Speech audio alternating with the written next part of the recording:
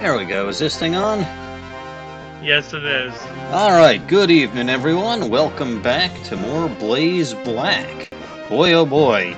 Streaming Pokemon quite a bit this week. But I guess I wonder why. I was gonna say, I guess that is to be expected. Anyway, good evening to you, Mr. MCH. How you doing, bud? Good.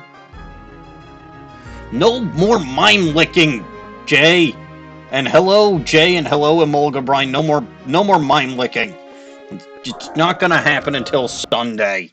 Probably. Sunday. Yeah, Magnadeath really hyped it up, and I still lost.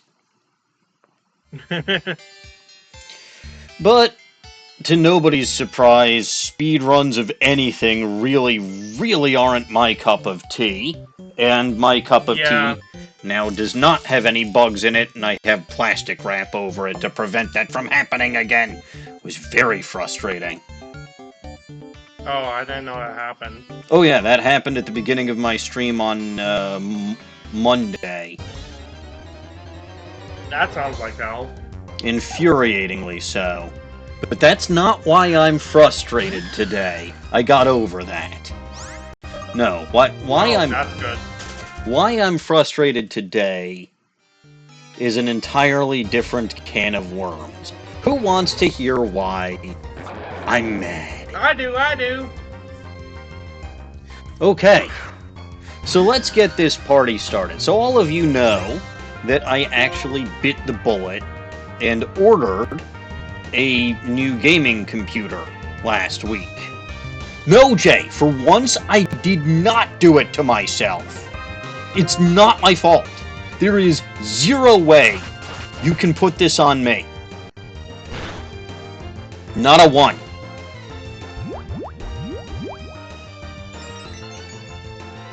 So I ordered myself a new gaming computer. Again, nothing specifically wrong with this one, right, that I'm using here, other than the fact that it's, 10, 11 years old, and it does kind of get a little toasty while streaming sometimes, which is probably not the greatest thing. And then, there are some limitations to what I can and cannot do. For example, I could not stream on my channel while Caps and I were having the stream on Bulbagarden back on Sunday, because otherwise my video quality would have taken a complete and total nosedive. There's also, other limitations that I experience, but, again, for the most part, this thing does what I need it to do still. But with RAM prices rising, which, again, was discussed back on Sunday and/or Monday. And last week, yeah, so, again, I said to myself, prices of computers are just going to get more and more expensive. I know that I'm going to absolutely need one before the AI bubble inevitably collapses.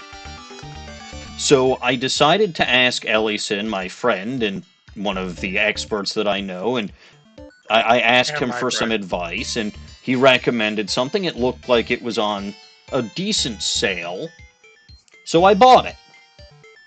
And when I bought it, I was told originally that it was going to be about March 9th at the earliest that the thing would arrive. Okay, I'm fine with that.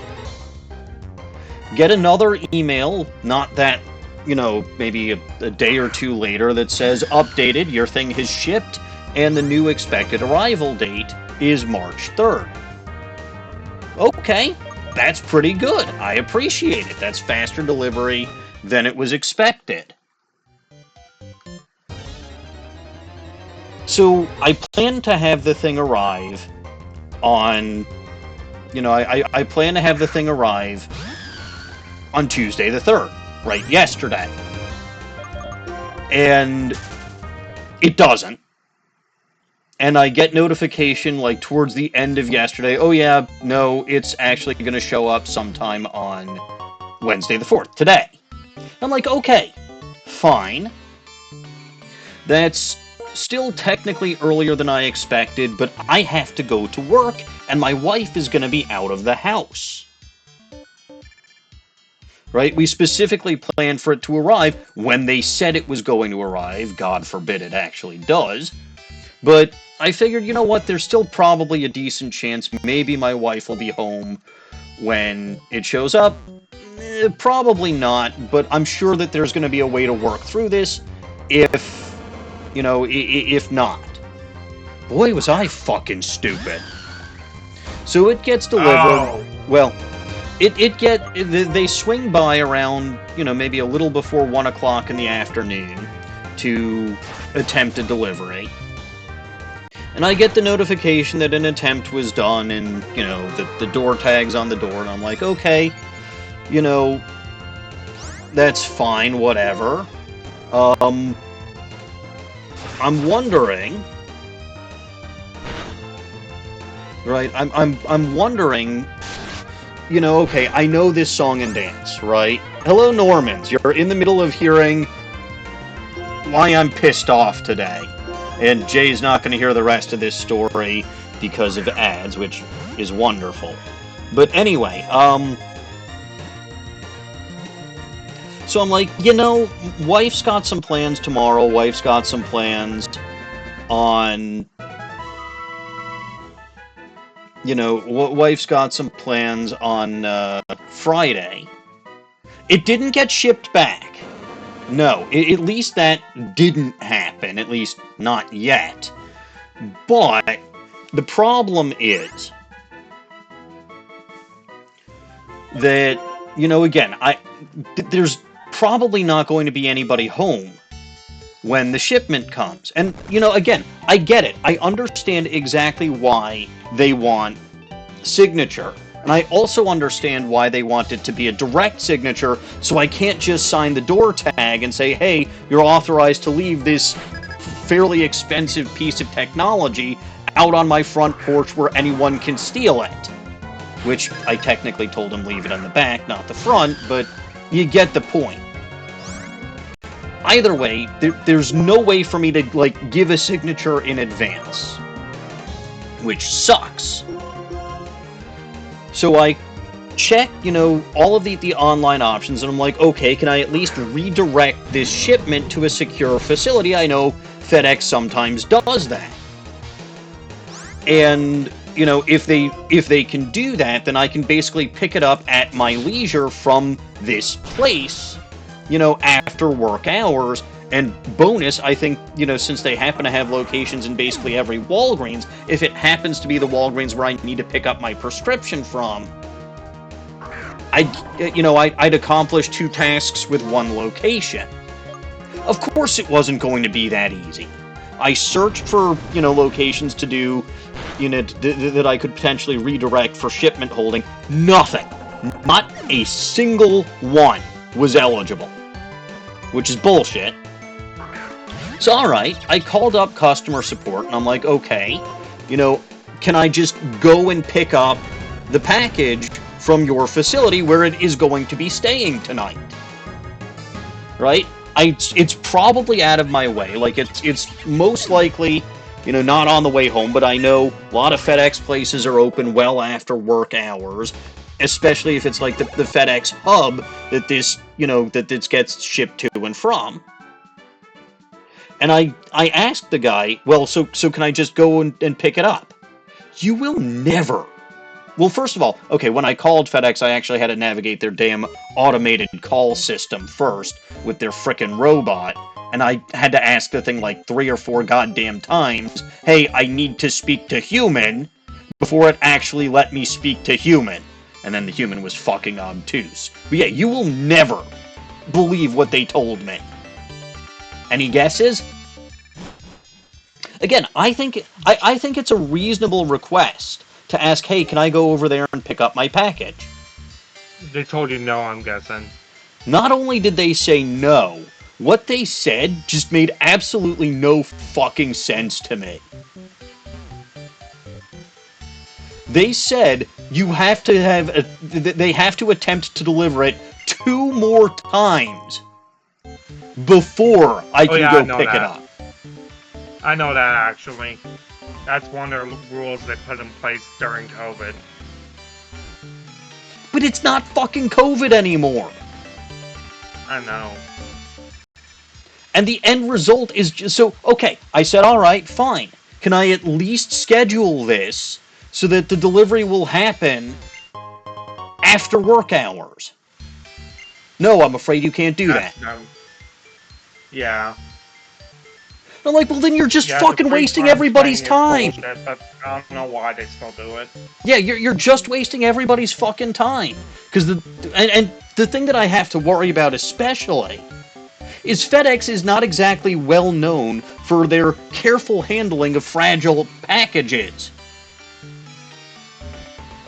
So the more they handle this thing, right? They put it on the truck, they, you know, attempt to, and it's a, you know, again, it's not extraordinarily heavy, but it is a 36-pound package. That's not ridiculously light.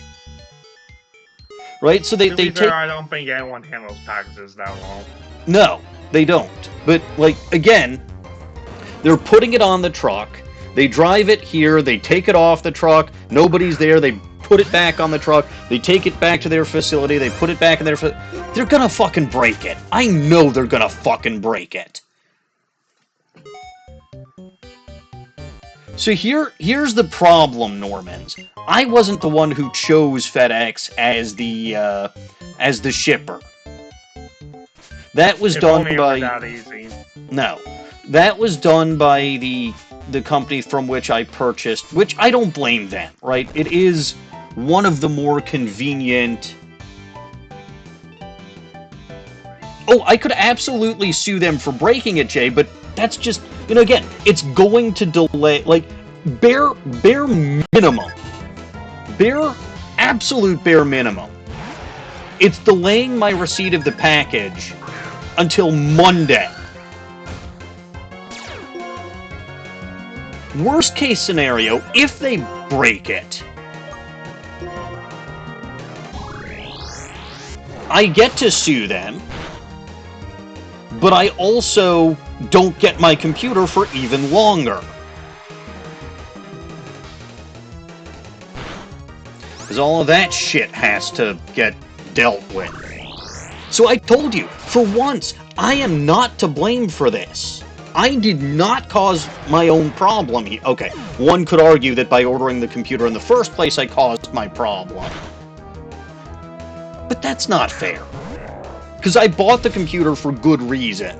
Like, I didn't just choose to buy this thing on a whim. It was something that I'd been debating doing for quite... Like, ask Ellison if he ever shows up around here. I've asked him like 3 or 4 times prior to last week for computer recommendations. I talked to him about it recently, too, so... Yeah. I can confirm. So this was not a decision that I went into lightly.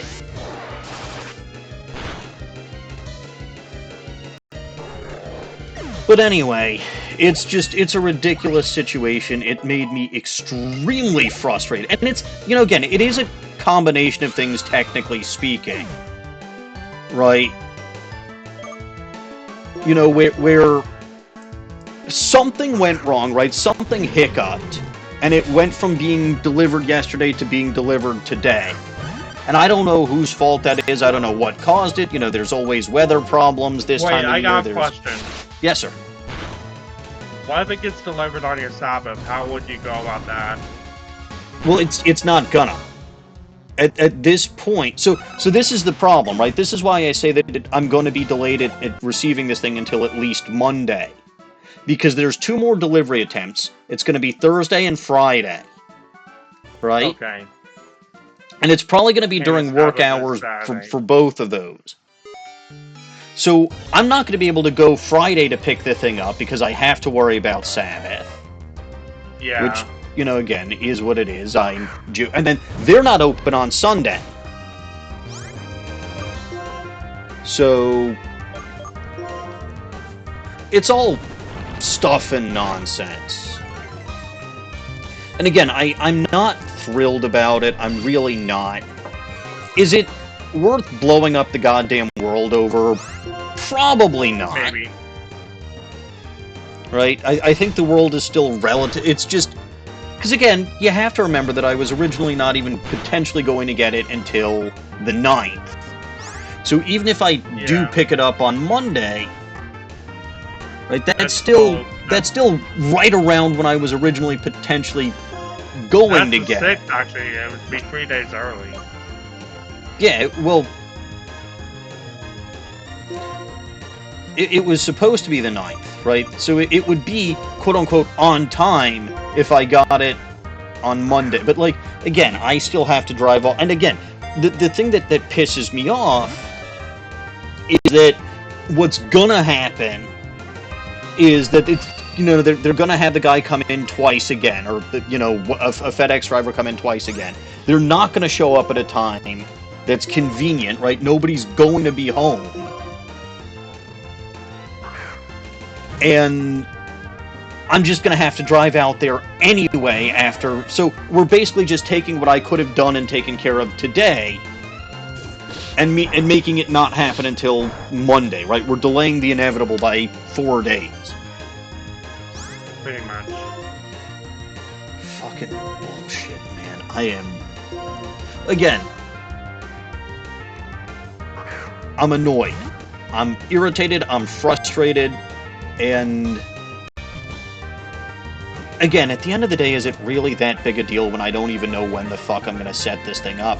Not really, unless FedEx breaks it, in which case, okay, yes, I can absolutely sue them and whatever. But that just becomes a whole hassle. Right? That just is going to take up a ton of my time. That's just going to... I mean, even if I had bought the parts and built it, I'd still have to have the parts shipped, PokeDelta.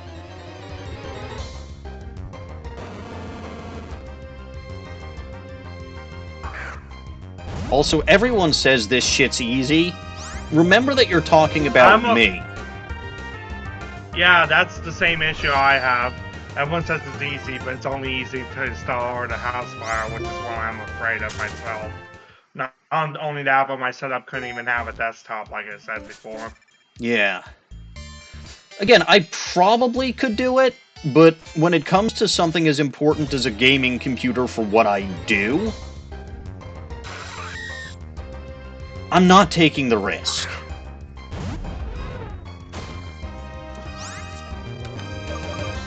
Oop.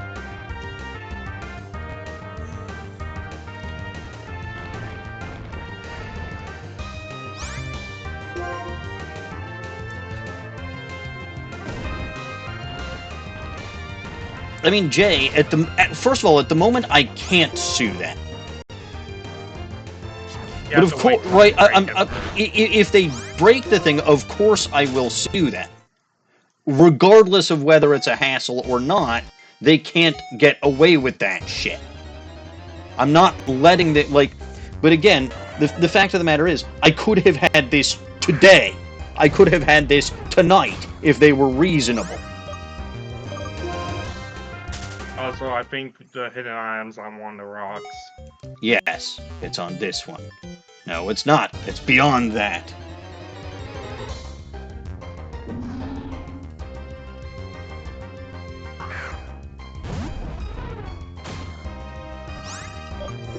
I mean, that is technically another reason why I'm getting a new PC, is because Windows 10 is not supported anymore.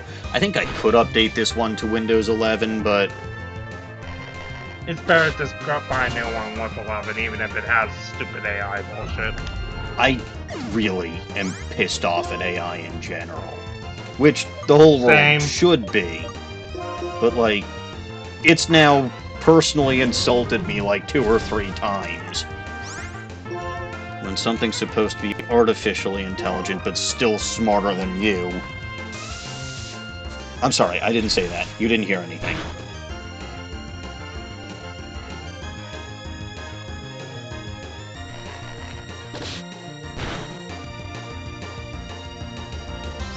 But yeah, no, again, I don't disagree, Jay. If someone isn't willing to cooperate with you, fuck them. But they've still got my computer right now, and I still have to deal with that. And they've still got their stupid policy they can hide behind of having to do 3 deliveries or whatever. But, like, again, it makes no sense. Okay, maybe it makes a little sense for COVID era, but, like, that ended about a dozen years ago. So... Like 4 at this point. A dozen, a third of a dozen, same basic thing. No, again, Jay, we're not disagreement. We're not disagreement here. If they damage my computer, woe be upon them. I'm Jewish. Can we move on already? I'm Jewish. I happen to know a lot of lawyers. But yes, no. Also, keep in mind. MCH is correct. We should move on. But yeah, I also know a lawyer, but we know that one too. Yes. No, I know plenty of lawyers. Good lawyers, too. Including my mom. Yeah, well, I think I did meet your mom, yes. You did. Yeah. That it was mainly my dad you met, but you met my mom in passing, so. I did. Oh no, there was a Pokemon in this rock, not an item. Alright, rant over. And Jay, I think even you can't argue that that one was my fault. Yeah, I would link one, but links are banned on this channel, so I would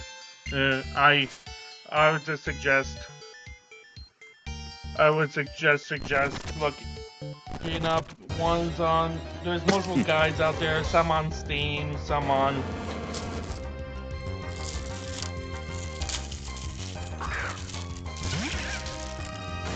I look up Steam guides because they're more reliable than the wiki.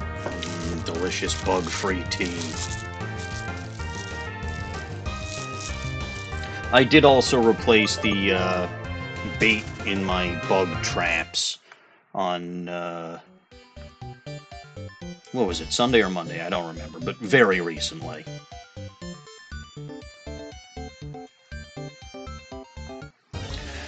But alright, I needed to get that out of my system. I've got that out of my system. I appreciate y'all for listening and bearing with me. Let's play some Pokemon.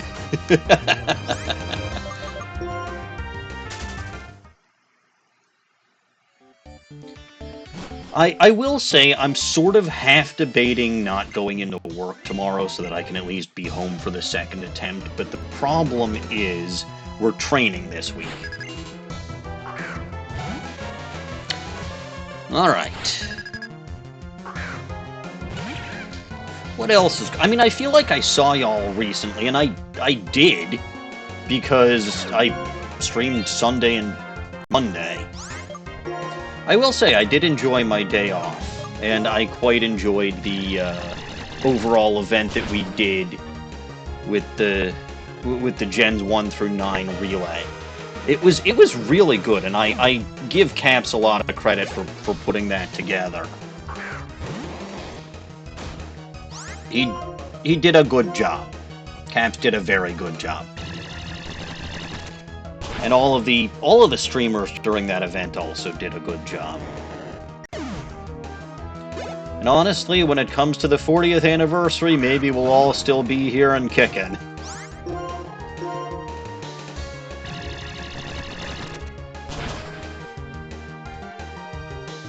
It probably was Monday, PokeDelta. Sunday, for some reason, Sunday and Monday really blend together for me. Doesn't help that I may have gotten... No, I was perfectly sober Monday night, but I still had what to drink. Actually, I debated grabbing a beer before stream today, but... What would Dawning say? Dawning would not be happy. Speaking of, did she actually start streaming Z-8 tonight, or was she not feeling... Because I know last I heard she was getting a migraine. So I don't know if she ever did end up, or if she did decide to stream tonight, and of course... Oh, actually, she wouldn't have started yet. She would start in a few minutes, so... Forget what I said. Well, I'm still not going to know unless one of y'all tell me, because I don't have my email open. But yeah, one of the things that I am absolutely looking forward to with the new setup is going to be having multiple monitors, so I can actually keep Twitch chat open on one screen and have the game open on the other. I forgot this was the gen that Sturdy got its buff.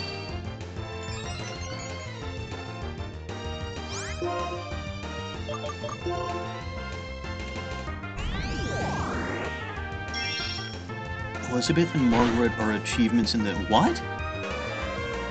We're talking Persona. Ah, yes. Jay is still trying to convince me to play Persona 3. I do think he has a point.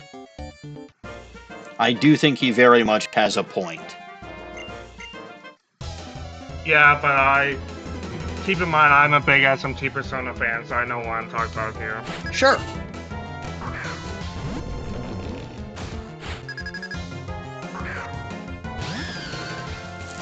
Alright, let's battle a hiker. And we'll go Energy Ball.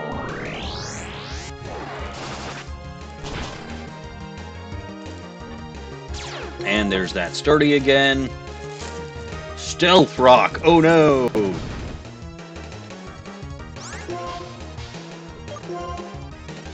Can I just say, entry hazards are interesting.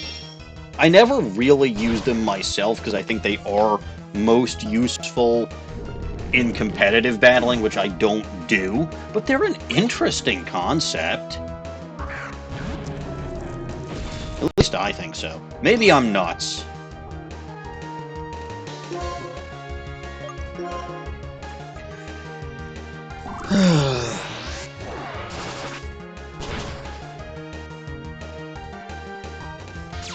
Alright, Sturdy again.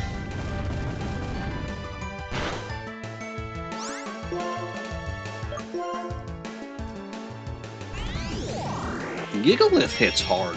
Gigalith is actually a Pokemon that I don't think I've ever actually used. Not because I think it's a bad Pokemon, but trait evolutions are always more of a hassle. You shall not Probopass. But I've got an answer to this, and it's called Hidden Power Ground. Ha ha ha! You thought you were safe being neutral to my grass moves. No, you were not. Ha ha ha! You suck.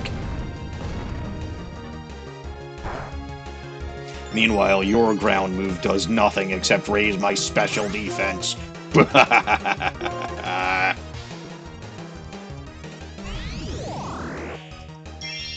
Yeah, when I said you shall not probo pass, I was talking about you, hiker. Get that big nose out of here. Kneel before Zod.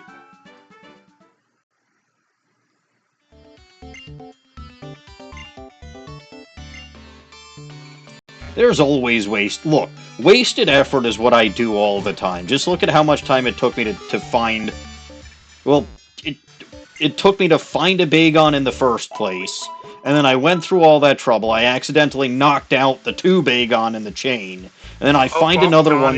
Volgarn just went live, so Dawning might be streaming. That makes Dawning, sense. in fact, would be streaming now.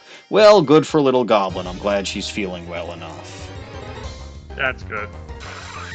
Well, because again, last thing I heard, I want to say Sunday, as far as how she was doing, was she left stream earlier than intended. No, sorry, it was Monday. She left stream earlier than intended because she had a migraine.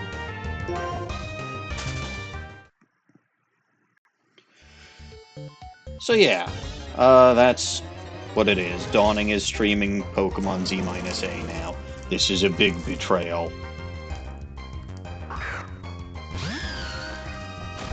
Not because Z-A, but because it's during my time. But I understand it's when she's got time to do it.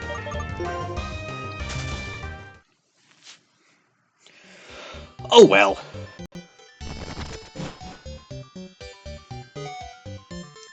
Sorry. But yeah, with Persona, there's a couple...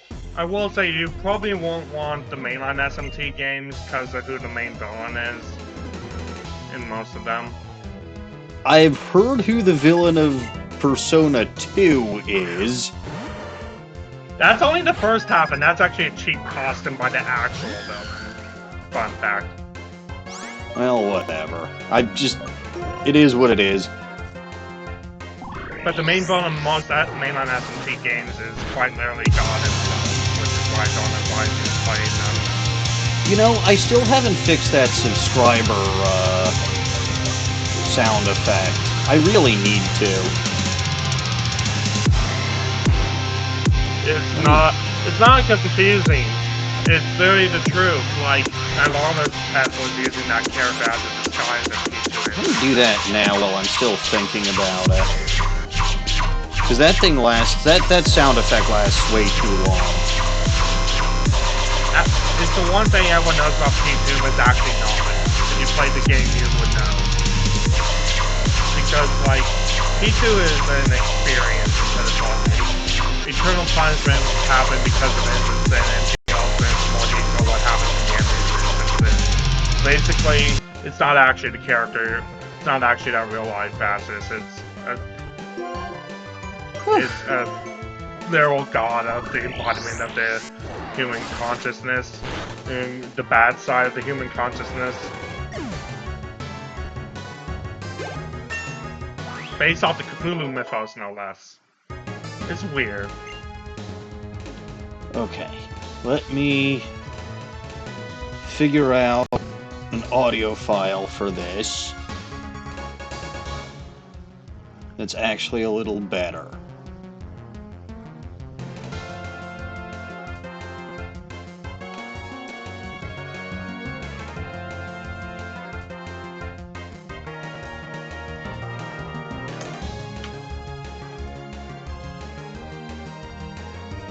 No. It's the tip of the iceberg of SMT demon designs, I'll just say that. You haven't seen anything until you've seen Auriok, which is the opposite of Mara, and then there's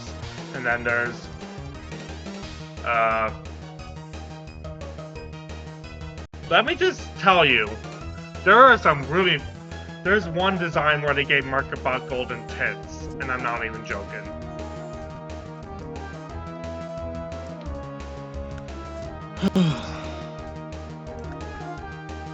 Why does it keep going back to that one? That's way too long.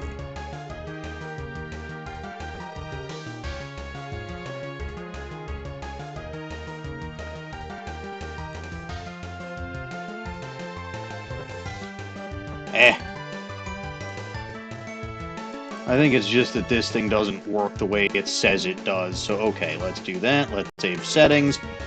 Hopefully that fixed...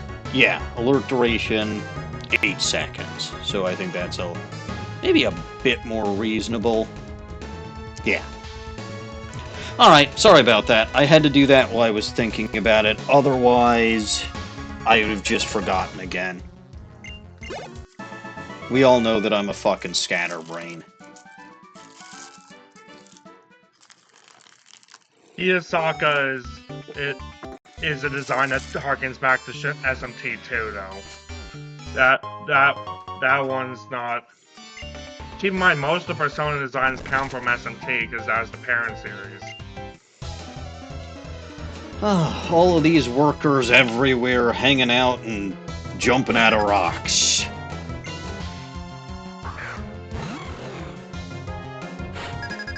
Well, this is a horrible type matchup for me.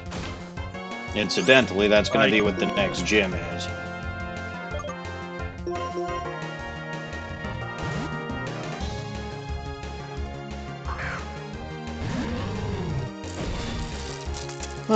My cup of tea this evening is cinnamon apple tea. It's quite good.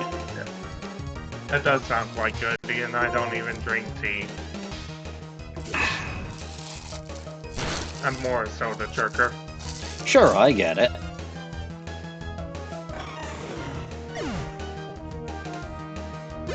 I thought you were gonna say redheads. Yeah, no, my cup of... I don't drink redheads for sustenance. That sounds gross. No, it kind of would be. Just like how people call coffee a cup of joe. It's like, I don't want to drink joe. Alright, we got tsundere for melee.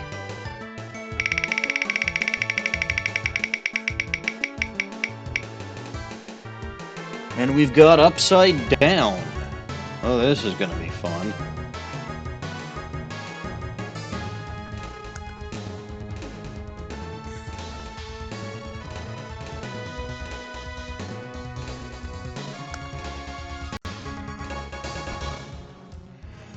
Alright.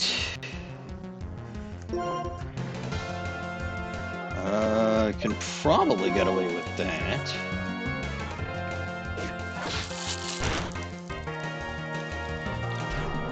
You know who wouldn't be completely well, first of all, you know who wouldn't have been completely and totally annoyed by FedEx and their stupid shipping policies and all of that, and who would have been able to get everything that he needed done instantly without getting annoyed or frustrated? Melee. Melee absolutely would have been able to get what he wanted. Melee wouldn't have had any problems with any shipments or anything that he's done, or anything. Ooh, Doug Trio looks bizarre upside down. Melee wouldn't have been discombobulated by upside down Doug Trio.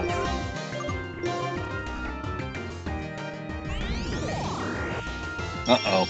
Dino Guts, what did you triple star? Why are you triple star? Are you profaning the great and powerful Melee? Do not profane the great and powerful Melee. He is wonderful. He is marvelous. He is magnificent. He has purple hair. And we all love him very much. Well, you gotta have purple hair. God, I miss Star Runner. I'm glad they uploaded a new Strongbad email last year, though. Did they? Yeah, they did. It's on their YouTube, because that's where they upload everything now. Wonderful. Well, Melee would have already known that, because Melee would have been... I'm sorry, why can't Alberta be switched to... Oh, Arena Trap, probably. Well, Melee would have remembered that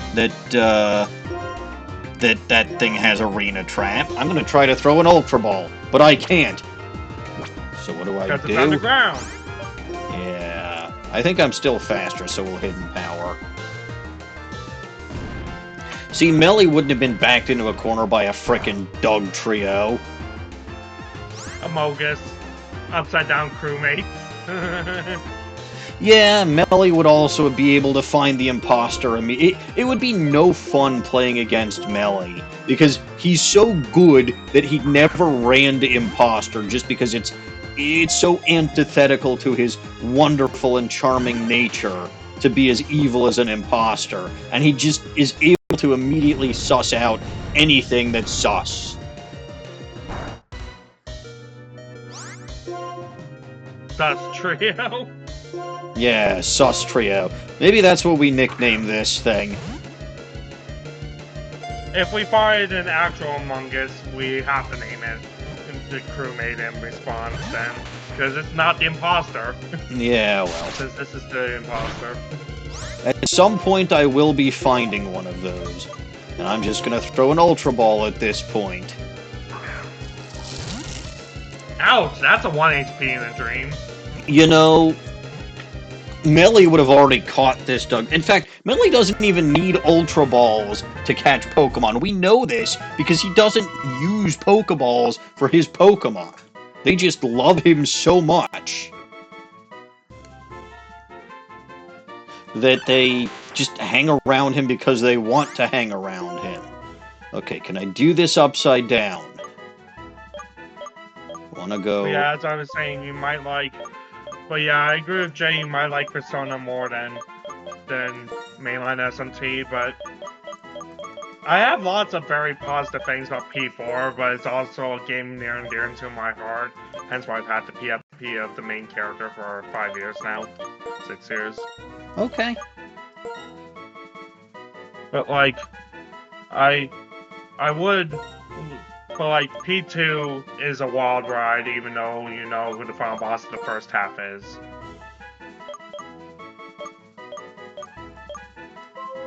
The final boss of the second half is just the Cthulhu Mythos character. I see. Because like, it's a weird story about the battle for the human consciousness, the good or the evil, and the main villain actually wants the only the evil half of the human subconscious to be the only side.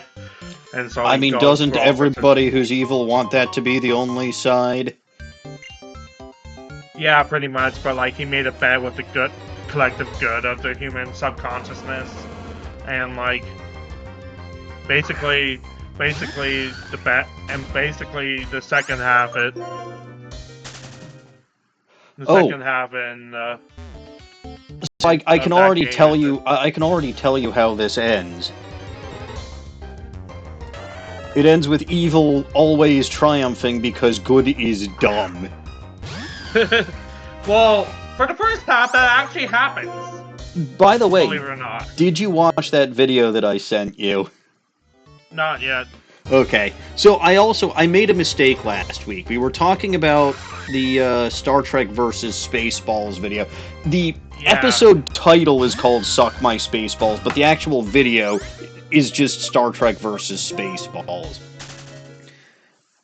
And I always come back to that video, and it just never fails to amuse the hell out of me. Like, I watch it, even if I watch it like 3 or 4 times, I still laugh my ass off every time. Yep. Tell Dawning I say hi. But as I was saying, P2 instance actually does end with the bad guy winning. They just decide to, but like, they're all like, oh, but I'll make a new universe where none of you can ever meet ever again, or else I'll just end up as the end of the world again.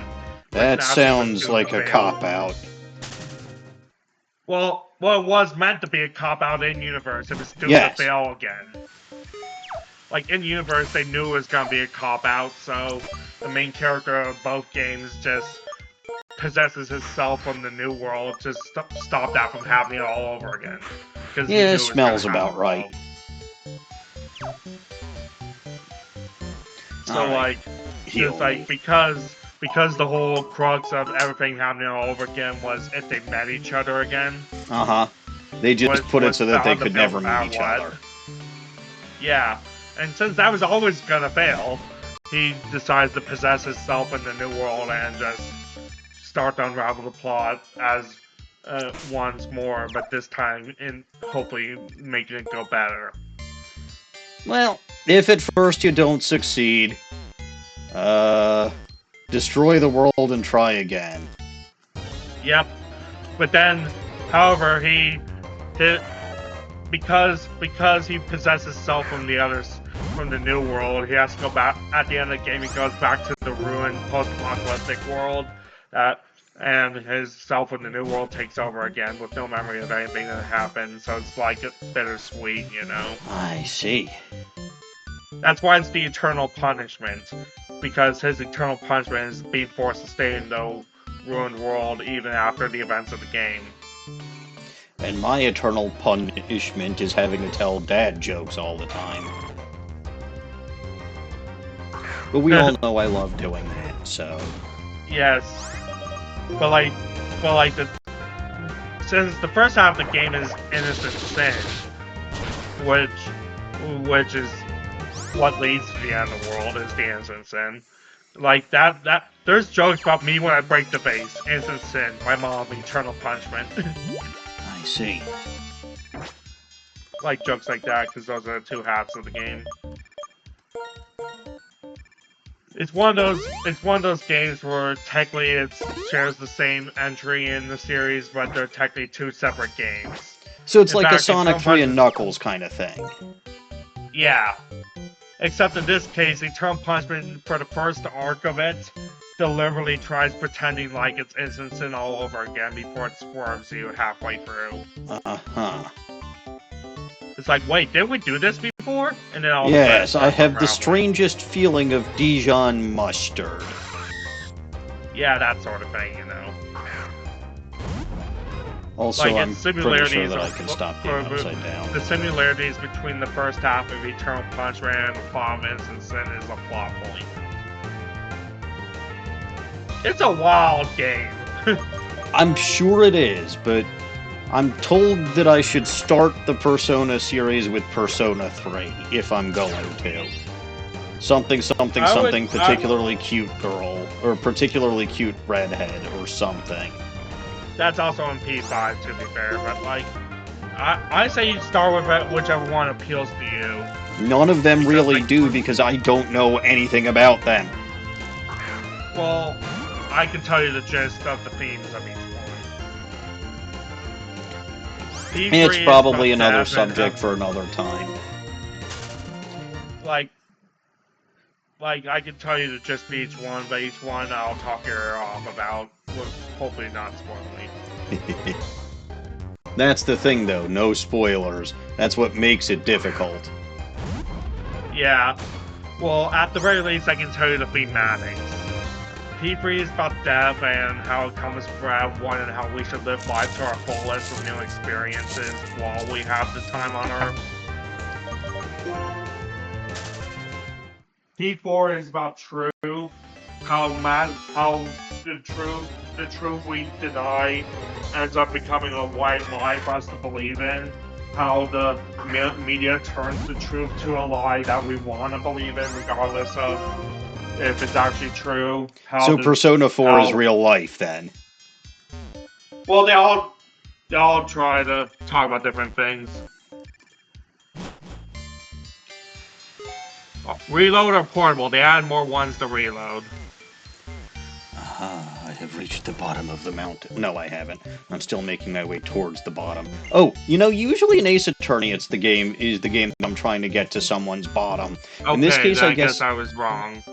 In this case, I guess it's the mountain's bottom that I'm trying to get to. Never tried to get to a mountain's bottom before. It doesn't sound nice. Okay, then I guess I was wrong. I thought it was complete all requests, but then yeah, you're right. Yeah, there's 101 in Reload. Even more if you have the DLC, because they add some to the DLC. But yeah, Persona 4's point is about truth and how media works the truth and how we have to discern the truth ourselves. There was a message that they used TV to do the response. They originally used TV as its motif for that, but its message rings more true in the days of social media, you know. Well, yeah, like I said, it is in fact, I mean, MCH is in the same book as you. Or same boat as you. He wants me to play Persona, I think. Yes. I was trying to explain the different themes of each game. Because, like, my take on it is pick which one rings the closest to you. Like, for me, P4 rang true to me because I was going through some experiences at the time, thanks to social media and its themes of just not letting that sort of thing warp your perception of the truth, and if you're if you and confronting the true aspect, confronting yourself, basically to discern your what you really want in life and stuff like that. Don't worry, Jay. Like A good amount of this is kind of just bouncing off right now. But my brain processing power is not as high as it usually is. Probably. Is it? I don't know. I mean, can't they tell. really put banging into you at the start of the game. It was very marketing for every game too. So like, I don't really think figuring it out for yourself is a good idea. Jay says I Especially better when- forget it all. What were we talking about again?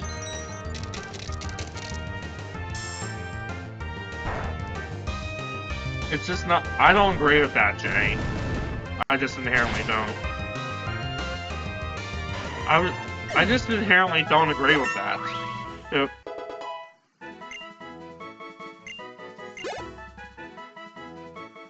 Yeah, it's a beautiful game, don't get me wrong, but if you're gonna shut yourself off and go blind, you're gonna have a hard time, especially in the original versions where you couldn't even control your party members. Oh, that sounds pleasant. Why would I ever want to play a game where I can't control what my party members do? Exactly, they fixed that in Portable and Reload, and there's a lot of people that defend that shit to the death. There's a lot of people that defend a lot of shit to the death. I'm like, why is this Exactly. the hill you want to die on? Because I will kill you.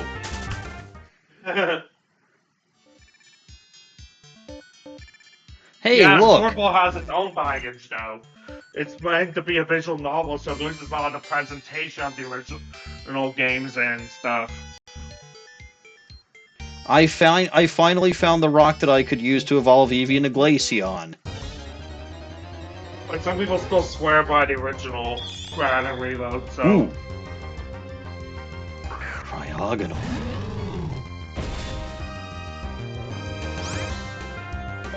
Triagonal! I want to catch it.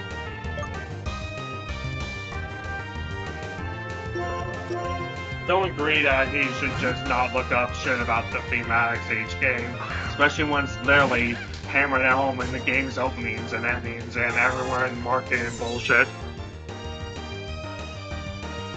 Okay, so it's got particularly high special defense now. I don't think an energy ball, which is not stab, is going to clobber it. Oh, yeah, that did look nothing. And then maybe a signal anyway, beam will do still nothing. P5, P3 I already mentioned, P4 I already mentioned, P5 is about rebellion and how you should and reform of society and how it doesn't necessarily come overnight. Well, that's just how life works too. Yeah. Like, these games go pretty deep on their philosophical stuff, is my point. Oh, I don't know if I'm gonna like them then. Why, you don't like philosophical games? I like games that make me think. I don't play... Okay, this should be abundantly clear to everyone at this point. I don't play games to think.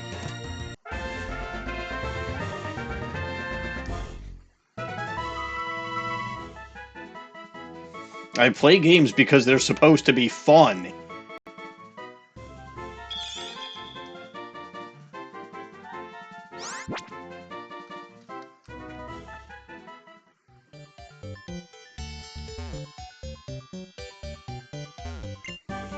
TM91 Flash Cannon.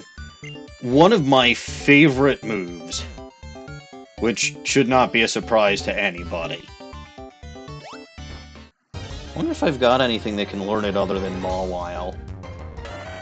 By which I mean, do I even have a special attacker that can learn it? Because Mawile is not a special attacker.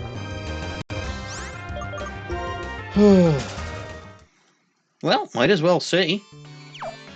This game did mess with movesets quite a bit.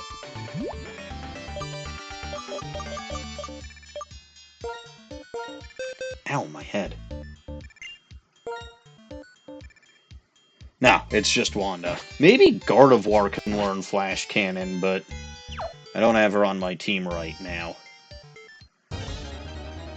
To be fair, it's not as useful in this game as it would be in future games, because it's just super effective against, what, rock and ice? Yeah. But yeah, like... Recover at full HP. Haha, you silly snowflake. It was anticipating the punch. It was like, call an ambulance! And yes, it was for you.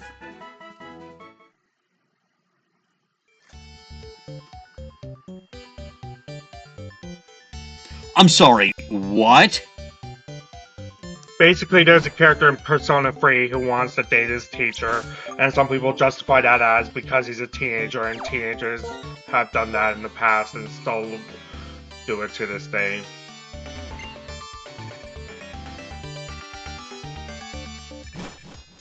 Uh-huh.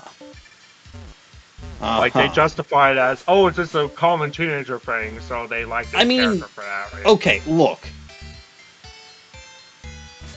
I can't say this with personal experience, but like the male students fantasizing about their hot female teacher is it doesn't make the trope any better, mind you. But I feel like it would potentially be a phase a lot of guys go through, especially if they're teenagers and they're going through a lot of, shall we say, changes at that point in time. I'm not trying to justify it, mind you, and I don't know that it would belong in video games, but if it is like a slice-of-life video game, stranger things have happened.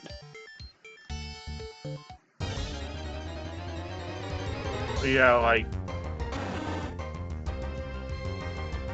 if you don't want to think, then maybe they aren't for you, because they very much are philosophical as games, and that's just a statement for any SMT/Persona game. Yeah, well, okay, then maybe I won't play any Persona game. It was worth considering. It was. There was at least one very good reason for me to consider. But if it's too much of a thonking game, I can't thonk very well. Yeah, they beat you. Like, some people even get beaten over the head with... Like, P5 is the most blatant with its thematics, but some people still can't think for themselves over it.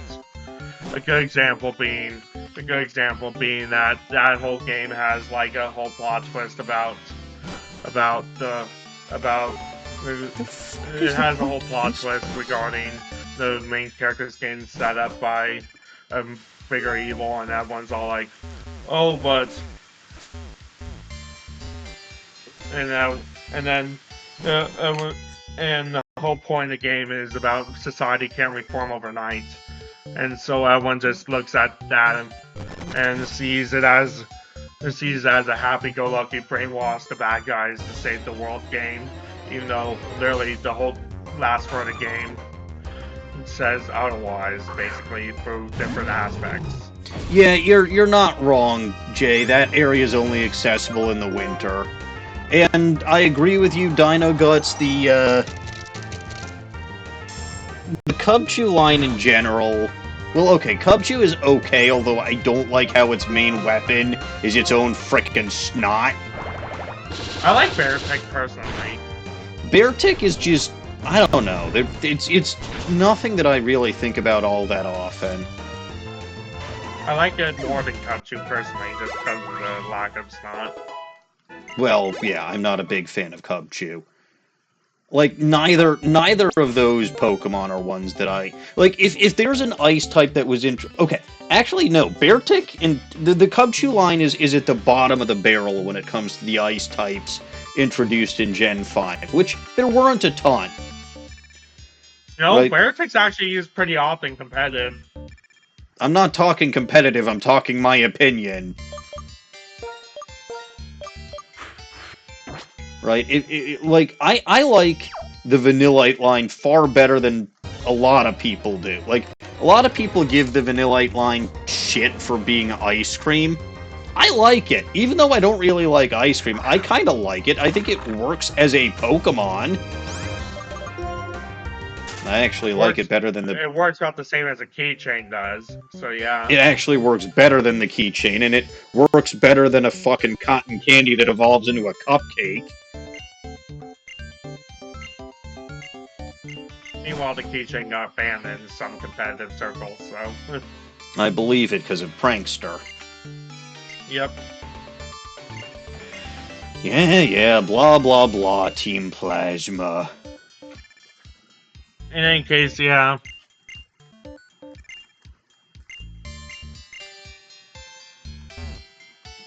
But alright, we are free of Twist Mountain, a dungeon that is far shorter than Chargestone Cave. Speaking of which, playing Fire and Leaf Green again, I always forget how massive the Gen 1 dungeons are. Yeah, Rock Tunnel in particular. God, imagine going through that because you don't know what Flash is or where Flash is. Imagine going through that blind. Well, I mean, you could do that on Fire and Leaf Green and the original game. You just can't do that on Gen 2. Well, Gen 2 is Gen 2. But no, I'm talking about when I'm talking about... dip in the Rock Tunnel in that game, though. There's Rock Tunnel in Gen 2. I say you don't need to dip into it. Well, right, but you can. You can, it's just not necessary is what I'm saying. Just because I don't need to do something doesn't mean I won't. I know. I'm just saying it's not necessary, so most people know. Okay, you want to get fucking technical, all of Kanto isn't necessary. Well, I mean, technically, yes, but like, at the same, I'm saying, like, if you want to complete Canon, I don't think I've seen anyone enter Rock Tunnel on stream. I did. Okay, then you're the exception. You mean Gen 1 Rock Tunnel or Gen 2 Rock Tunnel? Gen 2. No, I did, in Crystal. Then you're the exception, because like I said, no one ever enters it because they don't have to. Yeah. Look, if I'm gonna do something, I'm gonna do it right, and I'm gonna go everywhere. Yeah, I've just never seen that. I've never done it, I don't know anyone else that's done it until today, so... Yes, well, they're all unusual. You're all unusual. I think I only did it in Heart Gold Silver once, but that was just an accident. How do you accidentally wander into Rock Tunnel? Easy, I was just wandering around. Okay. And I was just looking for places to go. But then I was like, oh, I'm in Rock Tunnel, I need Flash, so I left. Flash, savior of the universe. Gen 2 really loved Flash. Yeah, they removed Mount Mortar's requirement for it in Crystal, but you still had Mount Silver, Dark Cave, Rock Tunnel, and Whirl Islands. And one more if I'm forgetting. Plus the secret area of the unknown ruins of Alph. Okay, what am I... Oh, yeah, I'm selling this guy ore, so if I've got, like, Who'sya Whatsits or Whatcha Who'sits... Does he take Big Pearl? I don't remember. Yes? Oh yeah, the collectors. I forgot about those. They're fantastic. I need lots of money for Pokeballs. You will buy nuggets. And a good way of collecting it And then post game you unlock the best collector because he just buys everything from the ruins. Yeah, but that requires going into the ruins. Which I have done, but I really hate. Especially because of the time limit. Yeah. You can probably tell I'm not a big fan of anything that involves needing to go fast or time limits or things like that. Another reason why you wouldn't like Persona. Can't I just play my games in peace? They have time management as a big part of those games. Oh, lovely. Big part. That's why Jay wants to see me do it. Because I am horrible at time management and everybody knows it.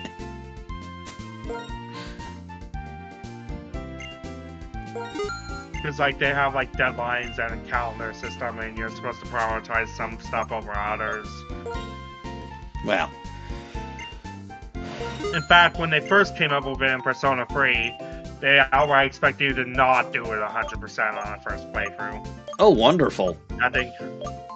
Then again, come till the re-release where they expect you to do it on New Game Plus. Actually, when do I actually ever 100% any game? Like, I don't think that I do. Lady, stop running away from me. To be fair, they incentivize it in later Persona games big time, so. Including the re-released Persona 3. Mm-hmm. Aha! The Thunder TM! That's another reason why I need it's lots raining of money. out. Well, yes, but also... Thunder is something... you should buy Blizzard! No, for Juggernaut. I don't need Blizzard for Juggernaut. What I want for Juggernaut is Ice Beam. Fair enough. Thunder I wouldn't normally consider. I really wouldn't. But Galvantula is one of the few Pokemon that I will actually run Thunder on over Thunderbolt. Specifically because of Compound Eyes increasing the accuracy. That's a good point, yeah. Again, I might be an absolute fucking doofus, and I might stay the hell away from competitive in general. That doesn't mean that I don't have the strats.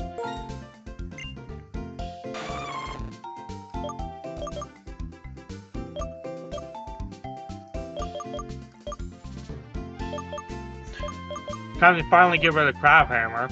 I think I will.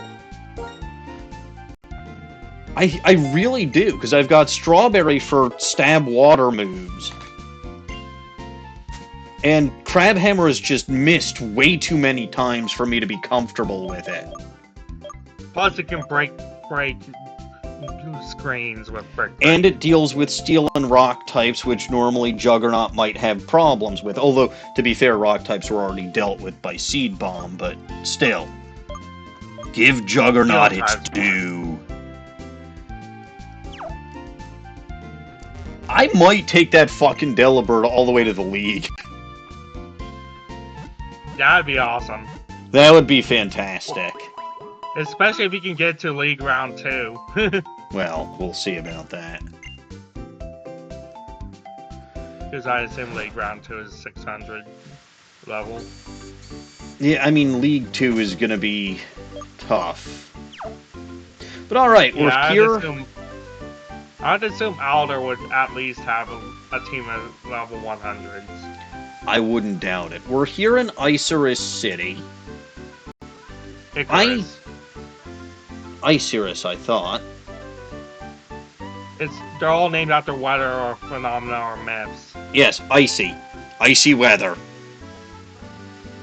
No, as in like Kid Icarus, you know, the story of... I've heard of Kid Icarus. He flew too close to the sun and his wings melted. He's a goofbutt. They'd never name a city after him. It's Isurus.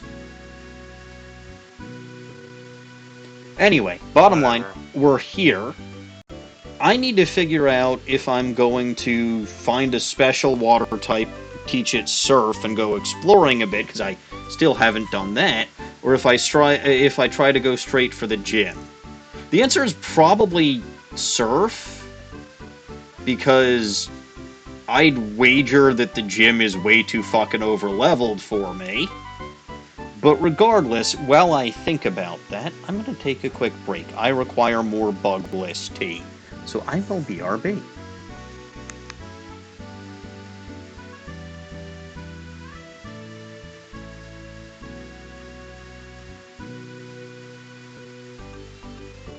I will also BRB real fast.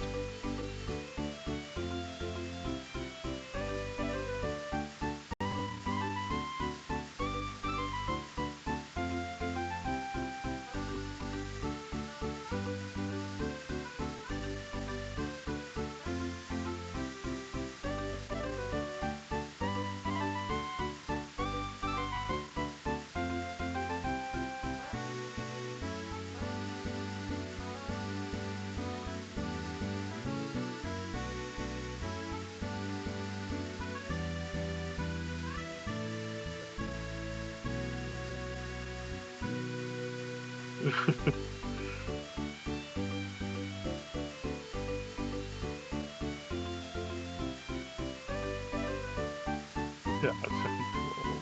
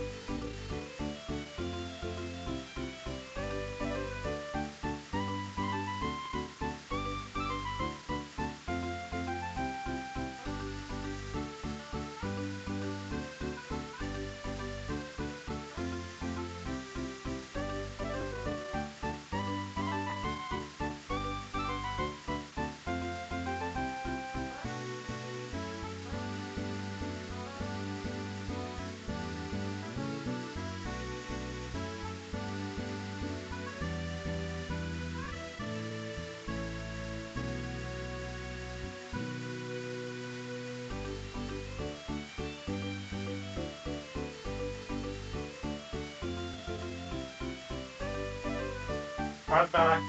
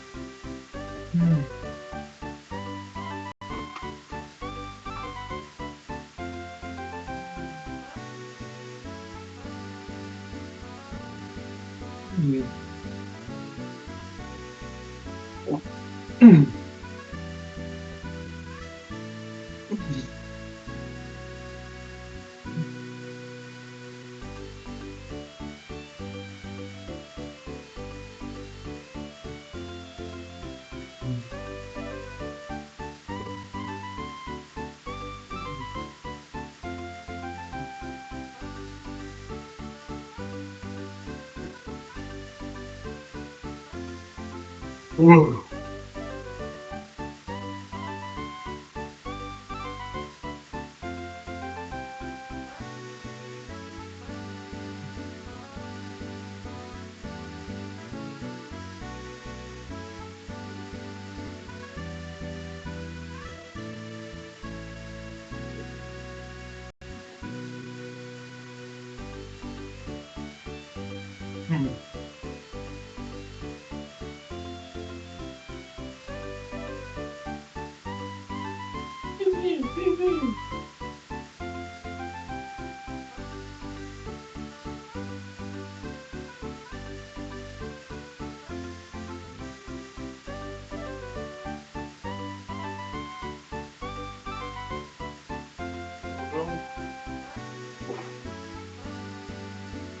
Not even.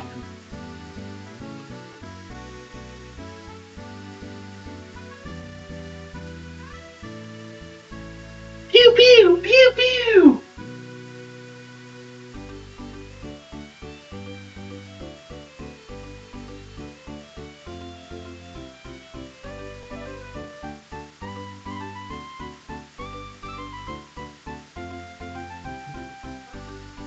There it is. Hope that's one of the middle ones.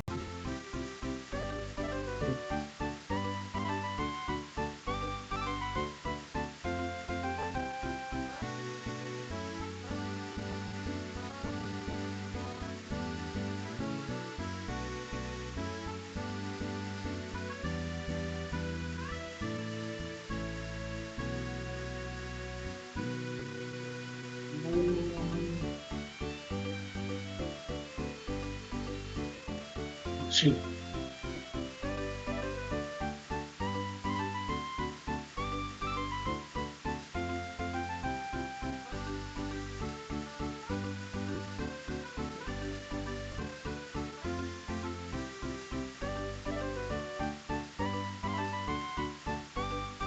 Yep.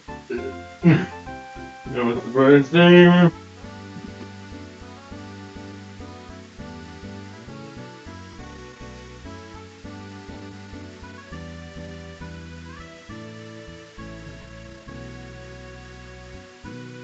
Quick update, it's still going to be a minute or two before I come back.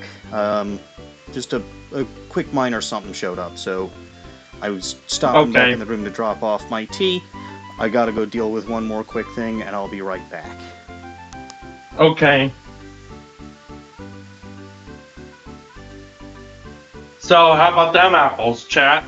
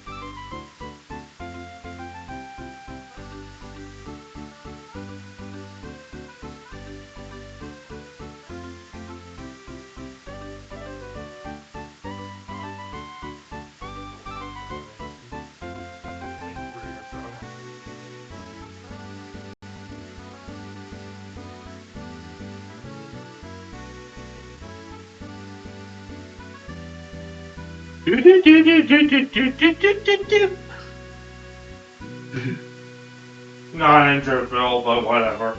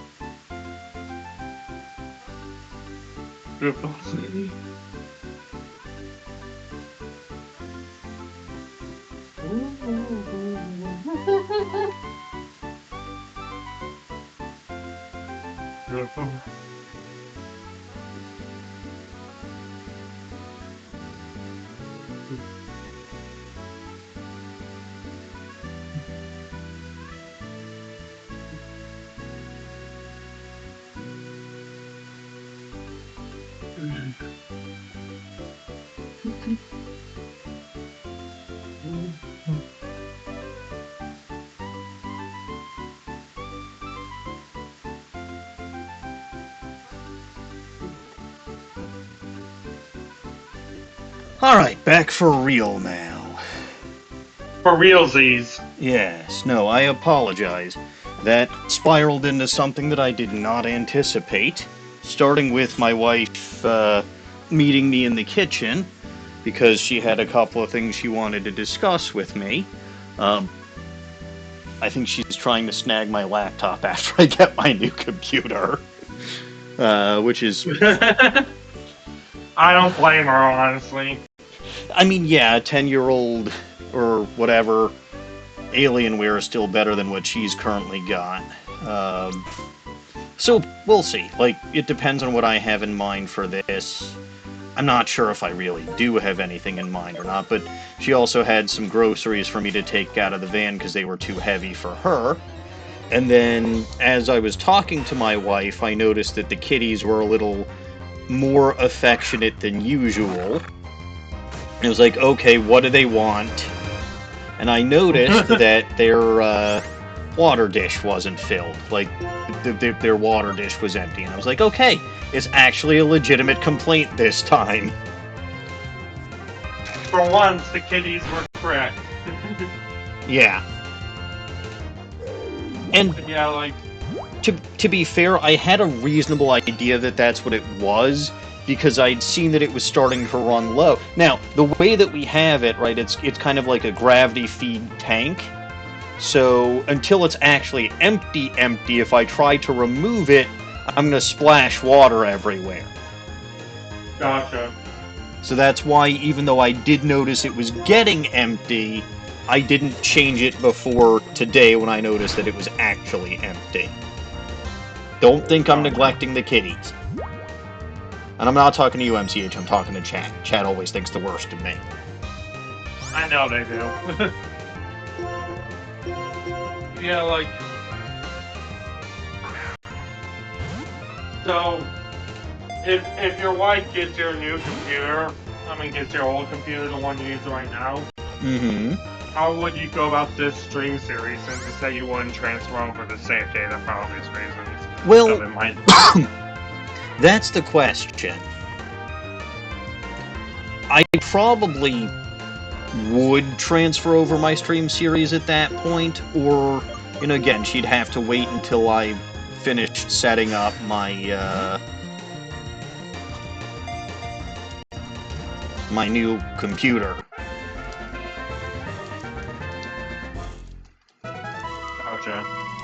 But regardless, that is what it is. Yep. I'm still sort of tempted to keep this computer, but it doesn't seem...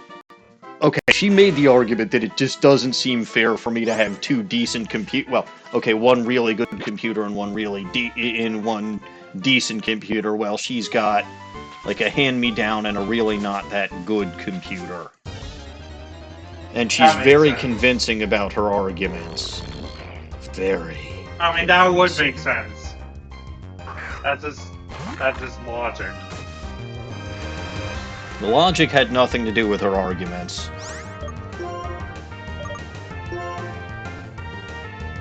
Anyway, so... Yeah, I'm currently about to fight the Team Rocket member, and at the end, that's called the TM, and Robin Nick Green, whenever I play it next, I'm thinking of starting it up as a stream tomorrow. You're thinking about doing what tomorrow? A stream of Fire and Leaf Green. Ah, goody. I wish you good luck with that, sir. And I hope that people tune in. Because I've been having fun with the remaster, you know? Is it actually a remaster? It's closer to a remaster than a port, because they add some behind-the-scenes stuff to it. Oh, how very nice. I have not obtained it yet. It's mainly they add the profanity filter from Gen 5 onward. Oh, well that sucks. They add the Aurora naval ticket too. Oh, they added the naval ticket. That's actually good. And the Aurora ticket. So you can fight Hello Lugia and the Oxes after getting the Hall of Fame. Okay.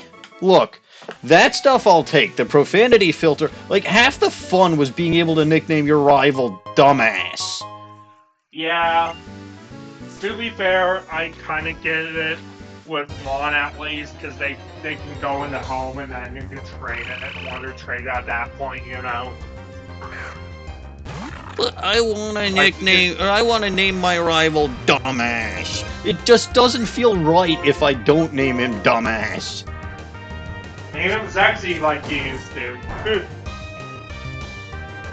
First of all, we don't talk about him no more. He's bad. He's evil.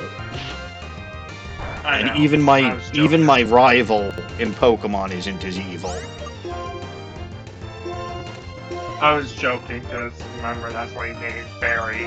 That's what I named. So I think that's what I named him for my my very first, my Platinum LP. Which, by the way, I think I mentioned that I'm actually replaying Platinum from scratch again.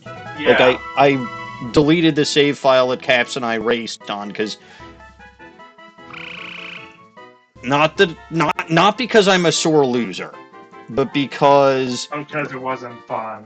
Right, it wasn't fun, and there really wasn't a good way to salvage that file for a way that I would have found it to be fun. And I'm taking on the game with the ground type only team. Oh, nice. That made Gardenia a little difficult. I can imagine. Yeah, try taking. That means it goes Turtwig because of Torterra. Yep. Try taking on Gardenia with Grotle, Geodude, and Shellos. Oh god! Shellos especially would be quad weak. No, Geodude is quad weak. Shellos isn't ground type yet. Oh, yeah, fair enough. Shellos actually ended up winning it for me, but I'll tell you how it went down. Geodude did nothing useful, as you can imagine. I basically cursed on Grotle to get my attack stat up as high as I possibly could, and then just bit. And that got through her Turtwig, that got through her Roserade, which she sent out second, and then it got knocked out by Cherim, and, well, that's when Shellos came in for closing. Jump. First try, though. That is pretty impressive for that kind of challenge, right? Yeah, well, considering the fact that I had the grass-type starter and still lost to the water gym leader in my race against Caps, that is particularly impressive. Well, you lost across your way. I don't blame you. Several times I lost it. The first was still the one that hurts the most, because I should have won that. But Razor Leaf missed, and Quagsire KO'd my nearly dead Grotle.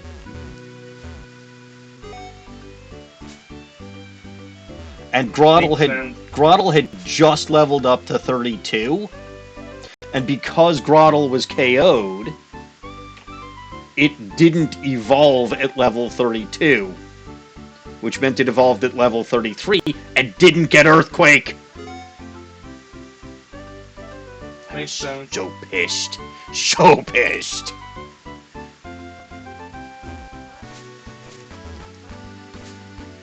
But alright. Legendary Pokemon, Zekrom, blah blah blah blah blah blah blah, clapping people. Also funny that ledge you went to becomes more important Black to White 2 post-game, remember? Off the top of my head, I don't, but... That's where you fight the Shadow Triad in Black to White 2 post-game. I tend to forget they exist. Because they might as well not exist. They're a bunch of doofuses doing a bunch of doofuses things. Yeah, you can actually fight them Black to White 2 post-game is the point. Okay. On that very ledge you found the hidden items on. Yeah, see, that's the thing about Black 2, White 2, right? And I was talking about this, I want to say, with Caps and Magnadeath. Their post games of that game is so extensive. And especially compared to this game, where it's just like, oh, you explore new areas, whoop-de-doo. Well, you also take on the you take areas. on the actual champion.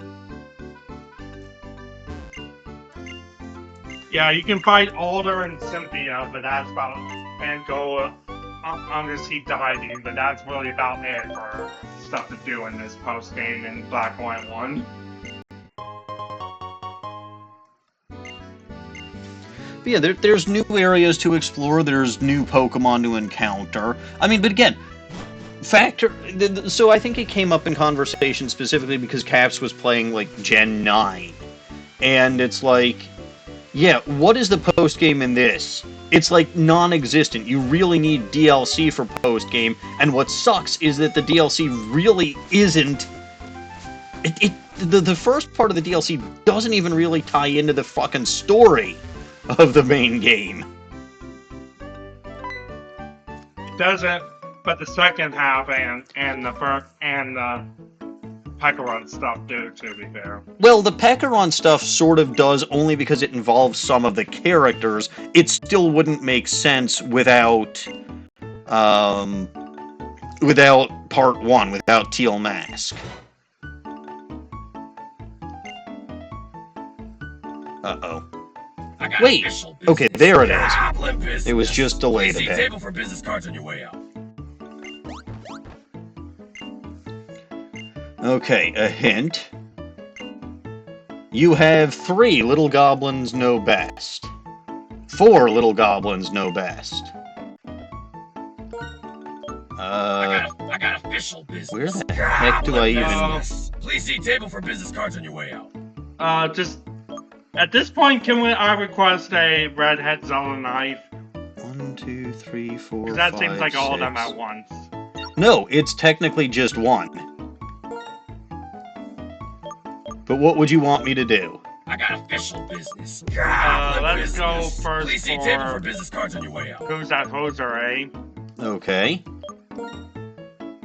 Do I not even have the right answer for this? They're asking me where I heal my Pokemon, and I don't have Pokemon Center. Please see table for business cards on your way out. I don't know, actually.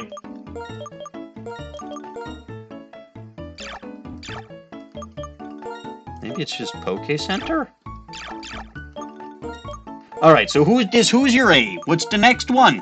I got official business. Goblin business. Well, we got too many, Please see so, table for business cards on your way left out. arm challenge. Okie dokie there. Let's go and put my left arm into brace.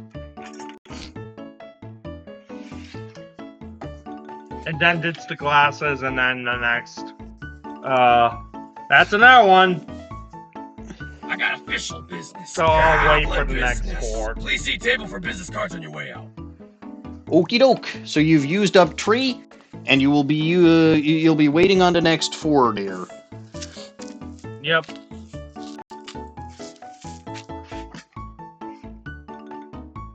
Alrighty then. I got official business. Goblin business. Please see table for business cards on your way out. But yeah, no, I don't think I have the correct answer to this theory. Although you'd think that Pokemon Center would in fact be a shoe-in for something you should have in this particular terminology. I don't know how I couldn't have had that. Goblin business. I'm pretty sure that guy had some goblin business. He could have plenty of goblin business. Goblin business is the only business that matters on this here particular channel there, eh? But okay, I can't answer this correctly. Is there a particular terminology that any of you all would want me to use or to say is the answer to this question that you'd find kind of amusing there? I don't know. Just say a random Pokemon that comes to your head. I think I'm gonna say Grandpa instead if I can. You go to heal up your Pokemon with Grandpa. Grandpa. Assuming that I can even see where it says Grandpa. What does it say up top over there? Does it even say anything up there that's worthwhile? It says grandfather on the second one. Oh, well, I don't know if I can even do that. Hang on, let's hit select there.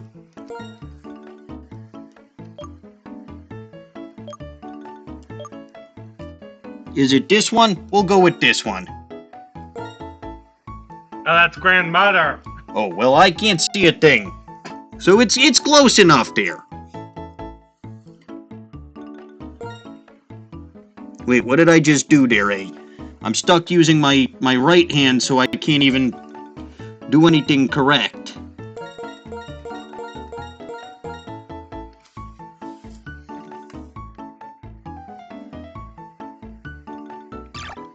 Oh! Is what he said. Oh dear, well that's just not correct.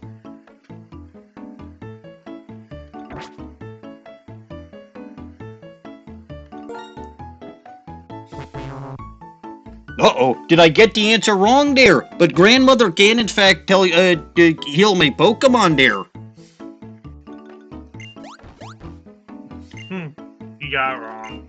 Oh dear, well that wasn't expected. I still get a prize though, which is something. I don't know what I got there, but It's a paralyzed heal. oh, well that's a terrible prize. But to be fair, I shouldn't complain about a terrible prize when I technically got the question wrong. In my defense though, there was no way for me to get that question right there, eh? What do you say, buddy boy?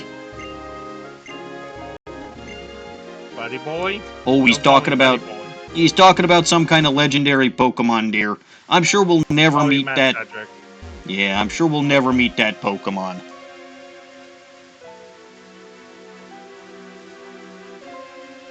Alright, so I think this is as good a time as any to go and find a Pokemon to use to use some Surf. I'm sure I've got another water type or two up my sleeve there somewhere. Although, to be fair, since I got this brace on my left arm here, I don't know what I've actually got up my sleeves.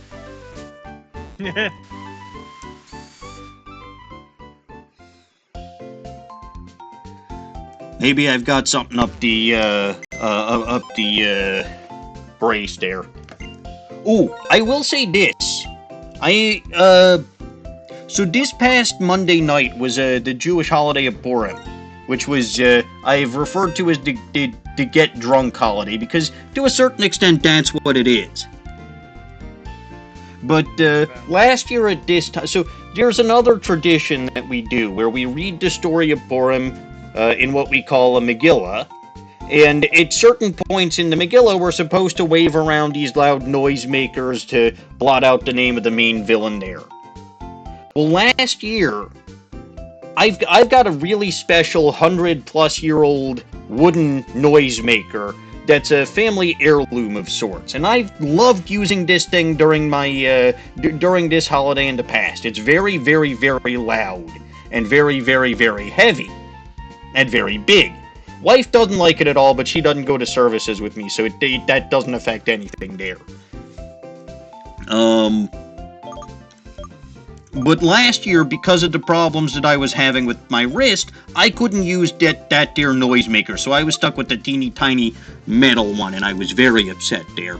It made me very sad that I couldn't use my favorite noisemaker. But this year, because my wrist is better, I could, and I felt especially grateful for the fact that I recovered well from surgery. Nice. And then I think I'm going to use one of my next low goblins to change you to the Scottish voice. Ah, has it been 5 minutes already there? Yep. Aye, then I can put my glasses back on and take off this ridiculous brace there. I don't like wearing keep the it. rest on. Aye, so I gotta keep the brace on. That sucks, but at least I can see. And now you have to be soon ready for Edgeworth. Aye, so talk about that wonderful man Edgeworth, who almost managed to... who threw away his case against me for the sake of a little goblin.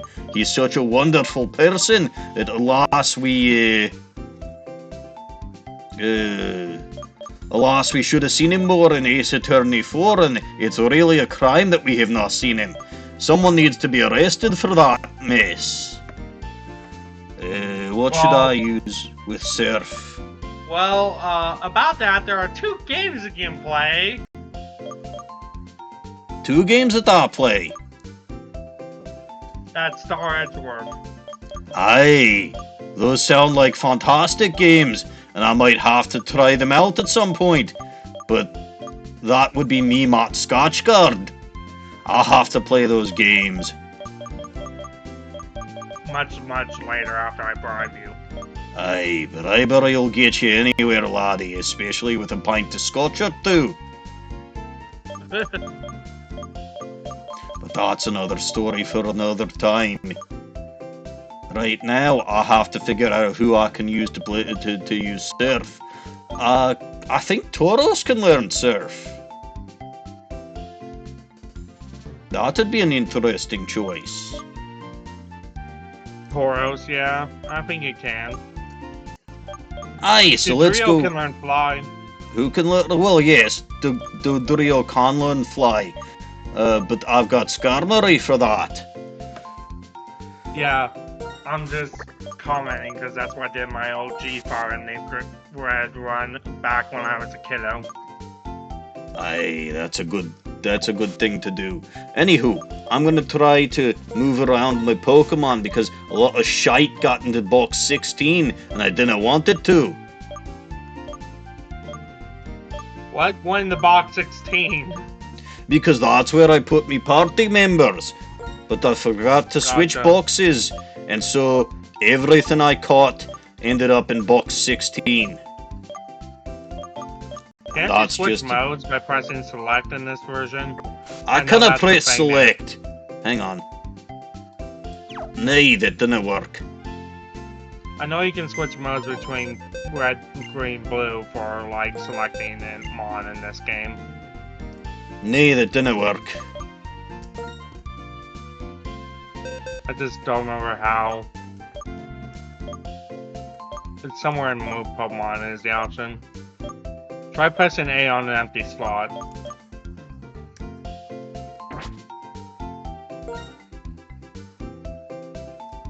Nay, that didn't work. There was some way I remember. Are you sure that's a feature available with Black and White? They did add a few features into Black 2 and White too. Might be Black 2 White 2. Aye, that could be the case. For example, Black 2 and White 2 is when you actually got the ability to reuse, to put down a second repel without having to go back to your menu. Right? Repel's effect wore off. Would you want to use another? Was introduced in Black 2 White 2.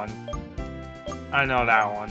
So it's probably something like mode change that was added into Black 2 and White 2 as well. Either way, this is a very tedious thing to be doing when I only have access to one arm. But oh well, I didn't think I'd be able to make it go any faster if I had 2 arms. Keep in mind I still have 2 more goblins. Aye, you do. And I'll force you to keep the praise for one of them. So, if that 5 minutes is up, keep the praise on. Aye, I didn't like that. But I suppose Edgeworth would like it. He's the kind of guy who strikes me as being someone who likes taking advantage of his opponent's weaknesses, and that's something that I really love about him. Oh yeah, that reminds me, you can be done with the Scotch accent. Oh good. However, now you have to sing. Oh boy. It's time to sing about transferring Pokemon from one box to another. And we move the Doug Trio, who is Sus Trio. He's a very saucy Pokemon.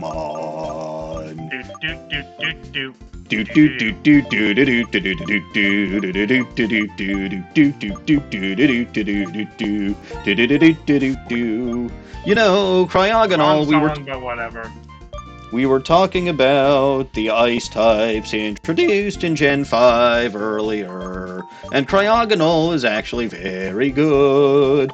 I like it quite a bit. I forgot the rest of Drip Ale. I didn't know that song, and I think I accidentally slipped a little Scottish into that. I told you at some point the voices just kind of become something that happens because my brain goes haywire.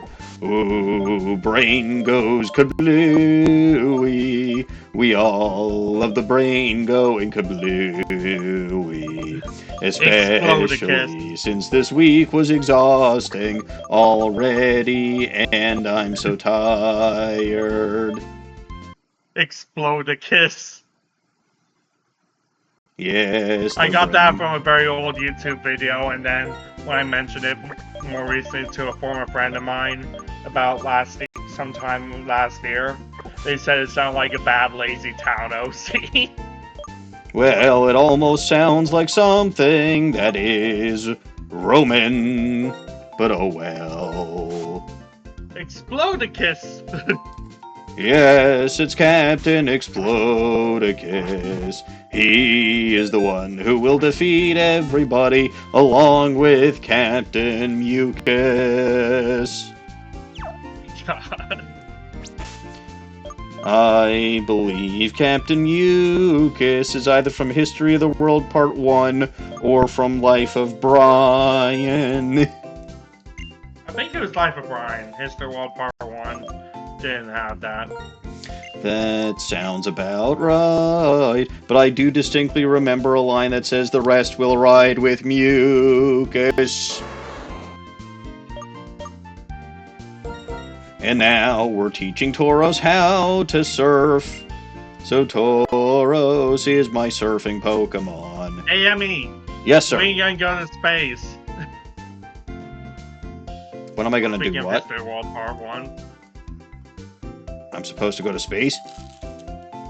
Remember the final segment of History World Part 1 where they were teasing aspects of Oh, yes, the Jews in space. Well, if we didn't have space lasers, how do you think we'd be so successful in war?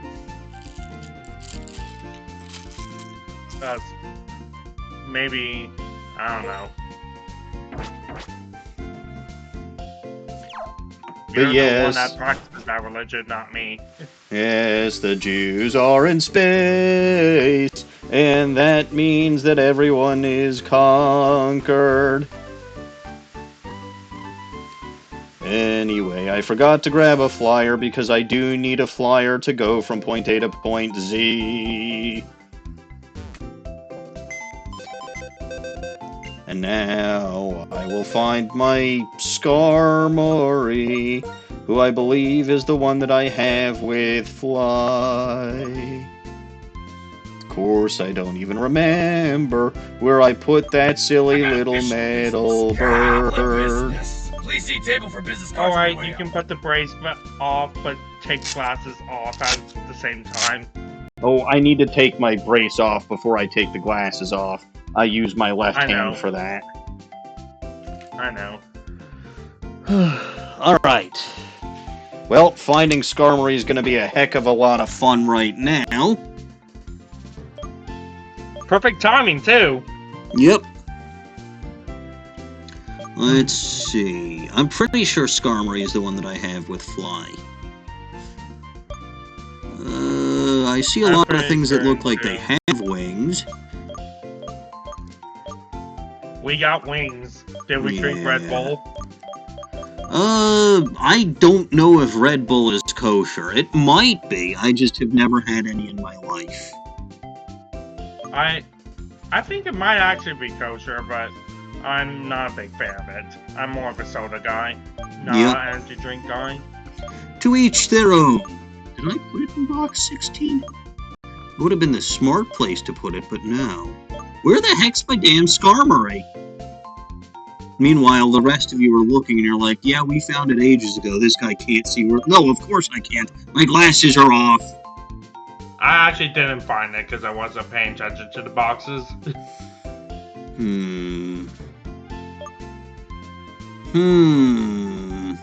Not box 2. Catnapped. Is it this? No, I think that's Aerodactyl. Oh, I was behind because stream delayed up. It does that.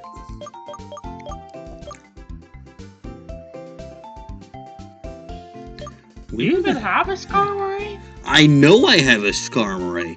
I'm pretty sure Where? What? Who? Why? Oh, that was a Ferrothorn, never mind. How can you mistake a Ferrothorn for a Skarmory? In box 6, yeah, that was a Ferrothorn.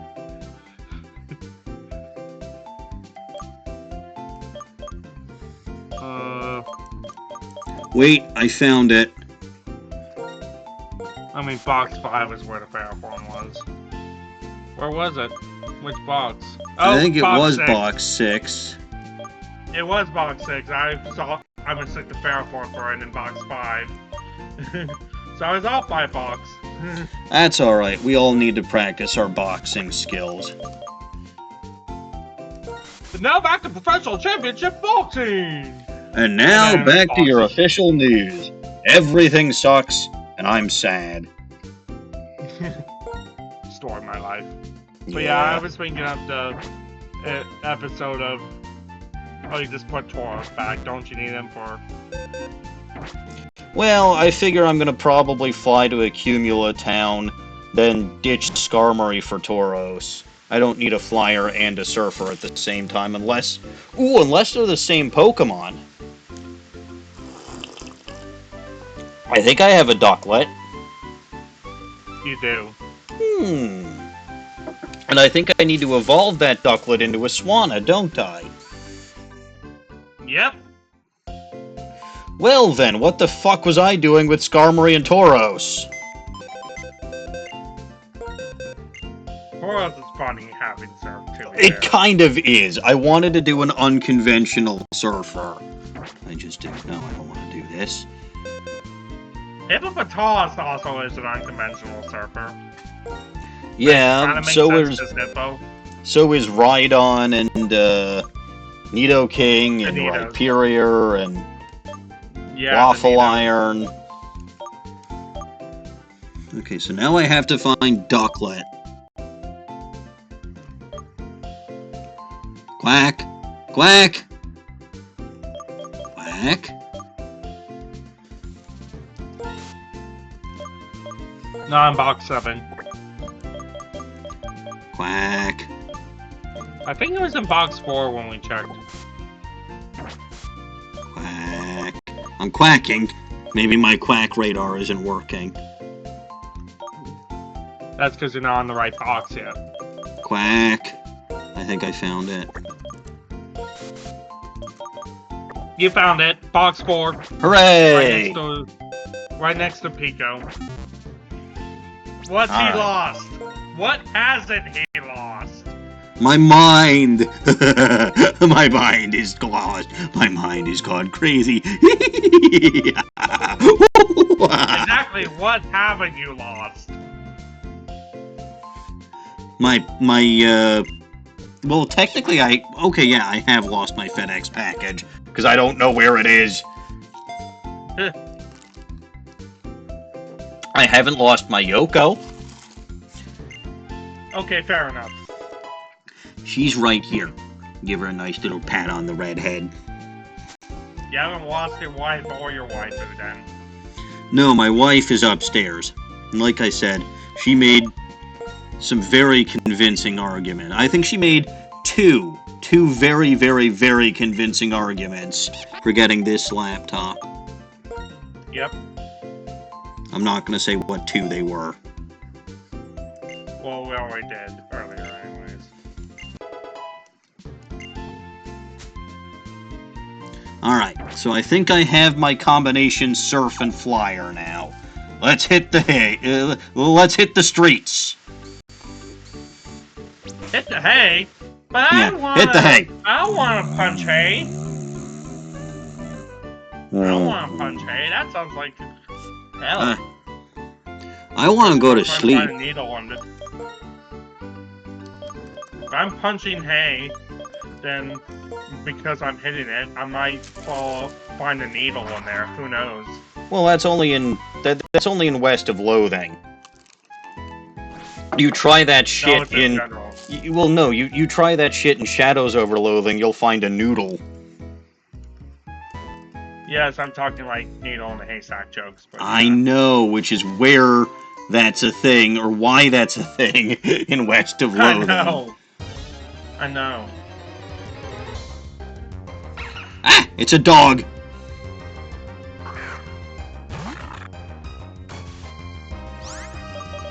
Or are you trying to go to the P2 lab? What I'm trying to do is I'm actually trying to go home, which means that I really should have actually flown home. Because I recall there being a small body of water close to home that I can surf on, and I think it was an odd keystone or something that I could get from that. Yeah, it's close to the P2 lab, remember? No, that's on Route 1. Oh, I think I was thinking Gen 4. I swore there was a place in my hometown that I could surf. Like, actually in the hometown proper. But if we're going to the P2 lab, or that area, if memory serves, that's where I get the egg for Larvesta. And the Genesect drives. And possibly actually Genesect itself. So we should best save that for post-game anyways. No.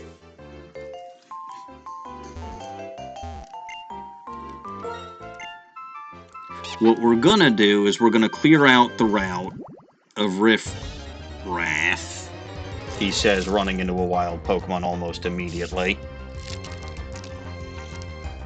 I don't know what it is, but it looks disappointing. Probably smells disappointing, too.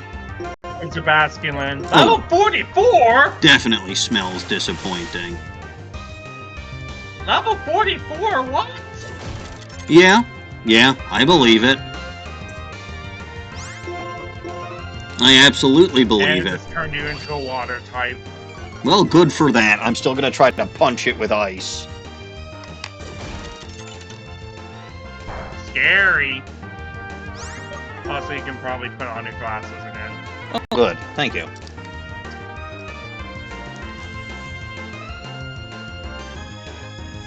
Making lunch is too much effort. Well,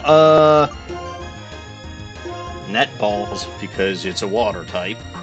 Also, I think... I'm hungry, but making lunch is too much effort. I'm MCH. I thought he was snowy, Well, but I guess... that's only your kind of joke. Yeah, I guess he's not snowy anymore. The hostile! You know, I forgot that Basculin was called the hostile Pokemon. That is kind of funny.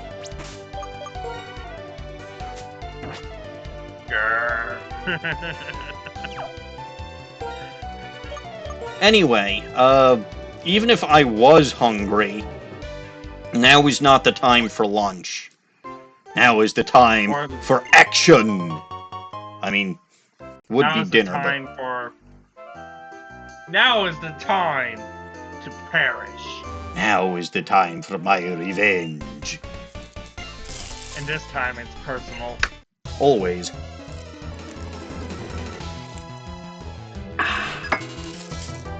Delicious tea. Alright, level 52 Vapor. Hey, that's my mom's name! Aqua Ring. I hate Aqua Ring. I do too. It's the worst kind of telephone. Good news, I one-shot that. Banana phone. Yes. Oh, hey, Absol. Remember Banana Phone? It was a fairly early YouTube meme. No, I remember Banana Phone. Ring, ring, ring, ring, ring, ring, ring, Banana Phone. Ring, ring, ring, God, ring, ring, ring, ring, that Banana feels forever Phone. ago. That feels forever ago. Dude, we old. Yeah. We very old. YouTube started 21 years ago. Yeah. Yeah, and YouTube is younger than Pokemon. Yep. But yeah, no, I wanted to do this now. Actually, I'm supposed to evolve you, so where's an XP share when I need... Oh, I've got 6 of them. Yes. I also So got 6 lucky eggs. That's true. Let's just battle the trainers and see what happens. Then, if I need to, I'll grind up. But I figure I want my team to be somewhere around level 60 for the gym. And I honestly don't know what level he's going to be, considering Skylo was, what, like 54? Yeah. Nuts. Absolutely nuts. Also the fact that it's a triple battle. Which took advantage of that unique rule. Yep. At least she's cute. Which is how I can let her get away with it. Even if she tried killing you. Even if she tried... Look. The redhead that tries to kill... I think I've said it before. If a redhead tries to kill me, I probably deserve it. Fair enough. Plus, it just proves they're badass. Mm-hmm.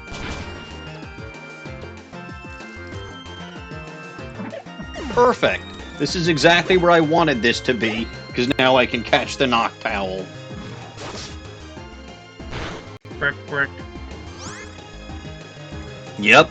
Juggernaut knowing Brick Break is a wonderful thing. It sounds like... I remember in Pokemon Battle Revolution, the announcer makes it sound like he's saying brick, brick. All of the bricks. You'll be shitting them when Juggernaut is done with you.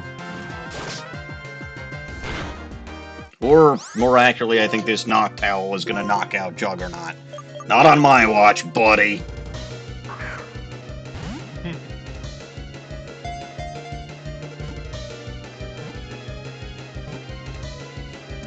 There, Noctowl acquired. I got a name for it. Okay, what's the name? The name is... Bat. Name is what? Just Bat. Just Bat. B-A-T. Okay. I will unquestionably name this thing Bat. The idea was that the Court of Owls from Batman would be part of the name, but then I just stuck half-assing it. Yeah. Yeah. The idea was like the Court of Owls. There was an idea. It half-assed itself. Look, sometimes ideas do that. Other times ideas fall asleep.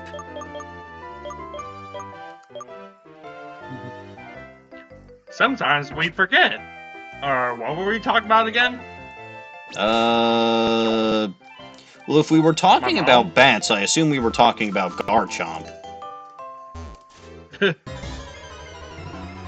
My mom! Hello. 2 more Pokemon I haven't caught yet. Which one are you going to catch this time? The bird? I think the Furret's gonna be the... Well... Let's use Seed Bomb on you. It's a Beaverole! Yeah, Beaverole is good. When it's not being used for HMs only. It has other purposes, like being shiny.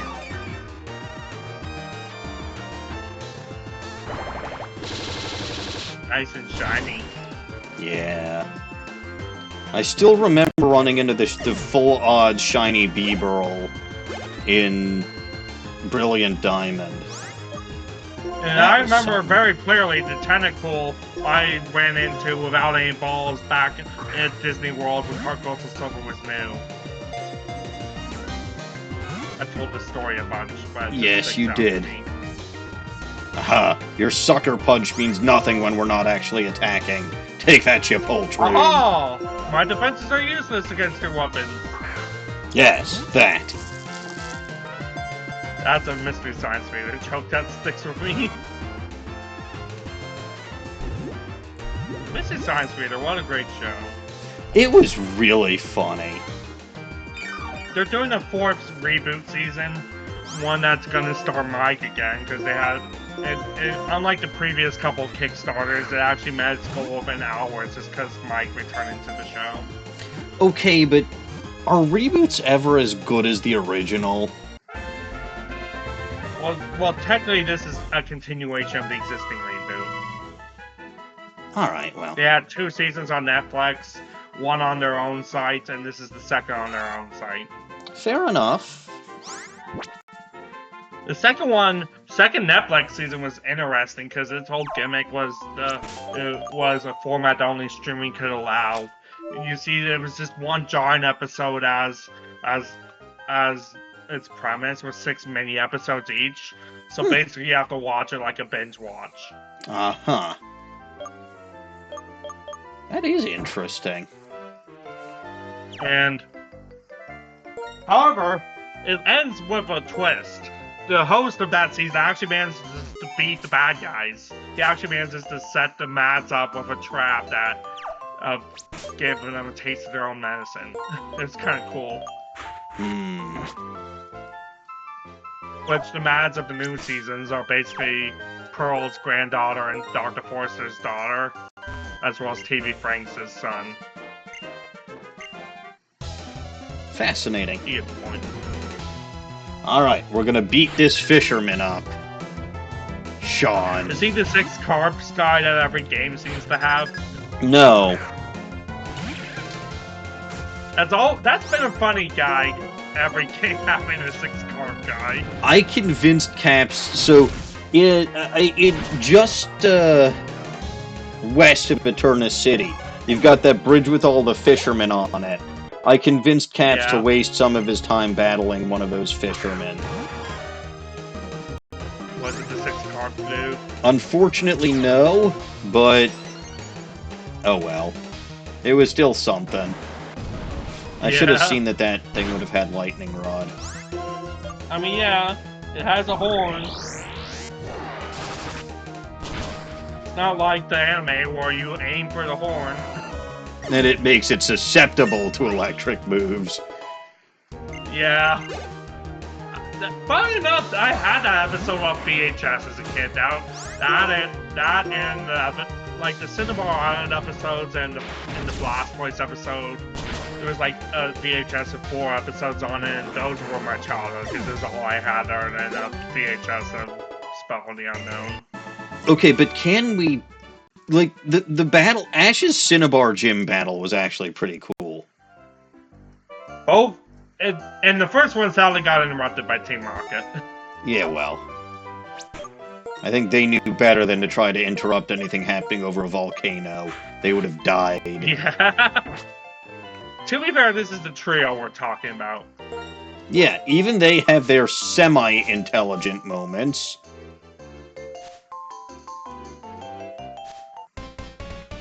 But yeah, like...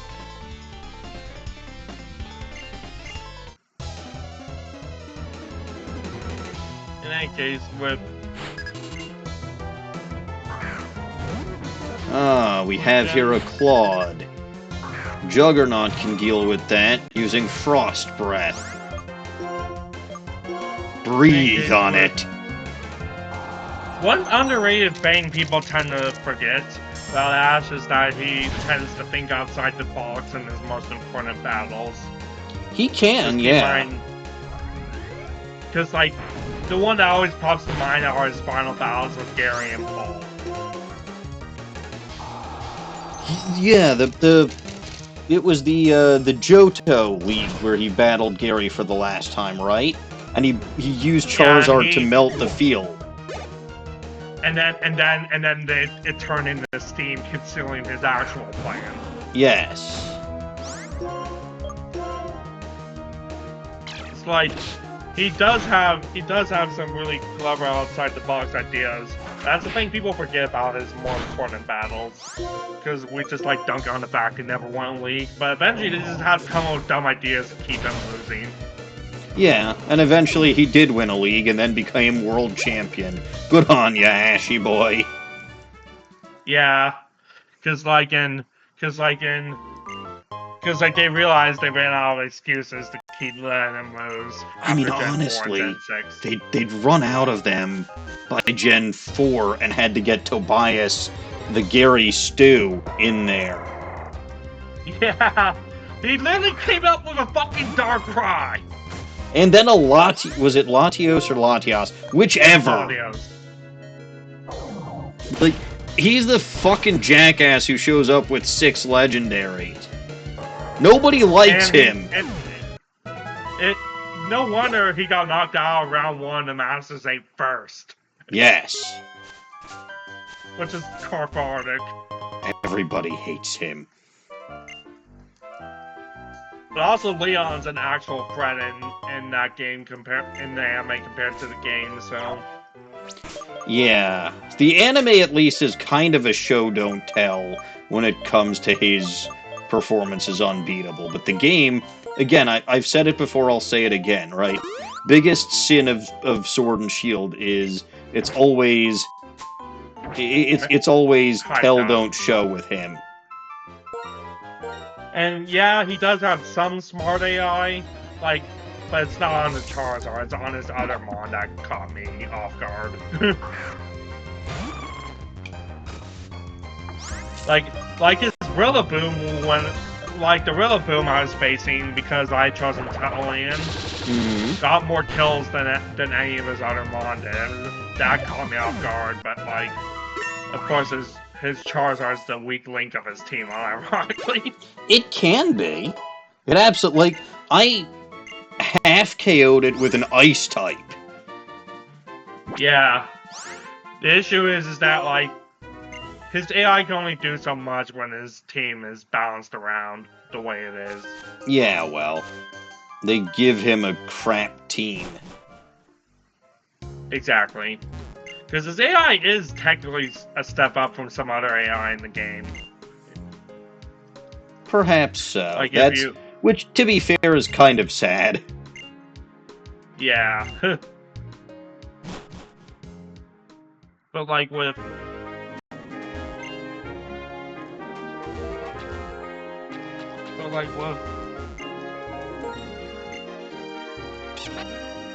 Whack.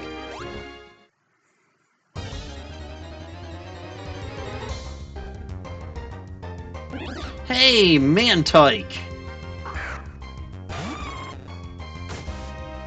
Mantike's pretty cool. Mantike's a chill guy. Yep. Do. That's its evolution, but still I remember that cry. Oh my god. Alpha Man. So, I will say, the alpha version of a lot of Pokemon's cries from Legends Arceus can be very haunting. Mantine's is one. Frostlass's, though. Especially since she's in a cavern that's incredibly echoey. Holy fuck, that's bone-chilling. To be fair, it's a Frostlass. I mean, yes. But, it's still bone-chilling. Yeah. In ZA, they make it so the cries, when they do their roars, it actually hurts you now. Which makes more sense than it did in Legends Arceus, if I'm being honest, because a loud roar does hurt your decibels, you know? But loud roars knocked you on your ass and actually could hurt you in Legends Arceus. And they did that in ZA too. What happened, Jane? Does this thing only know takedown? Probably. which is kind of scary if it doesn't get in the ball soon. Yeah, and I'm using net balls. Maybe So dust balls because it's nighttime. Maybe, but they should have the same catch rate. Let's Oh try yeah, one I for know that variety.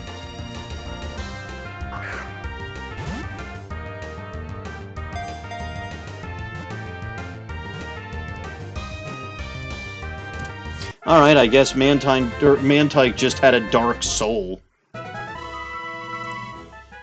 That's actually funny. I didn't want to get in any of the net balls, and then it got in the dust ball. I'm talking to Jay. Oh. Yeah, I can guess what happened after that.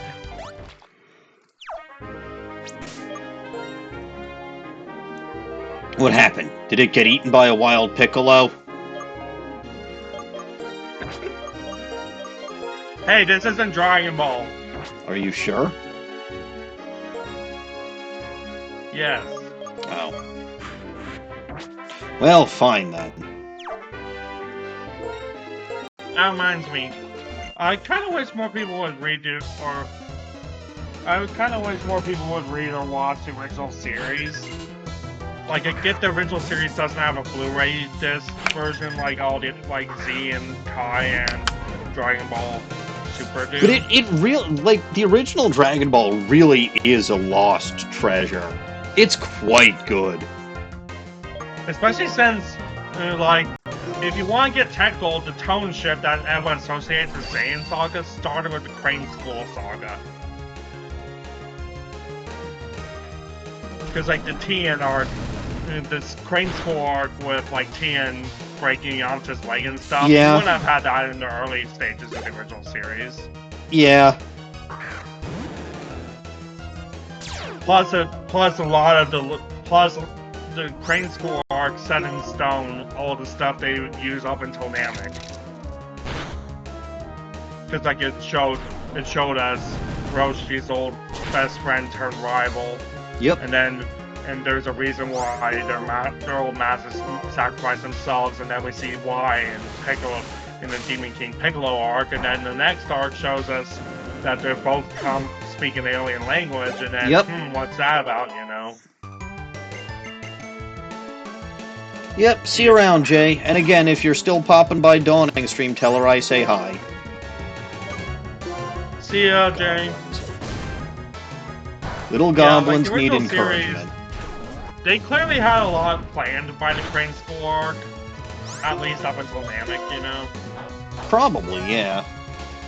I think it was actually mentioned that they did have everything up until Namek planned starting for Crane School arc, but it's like, it's just that because the original series is,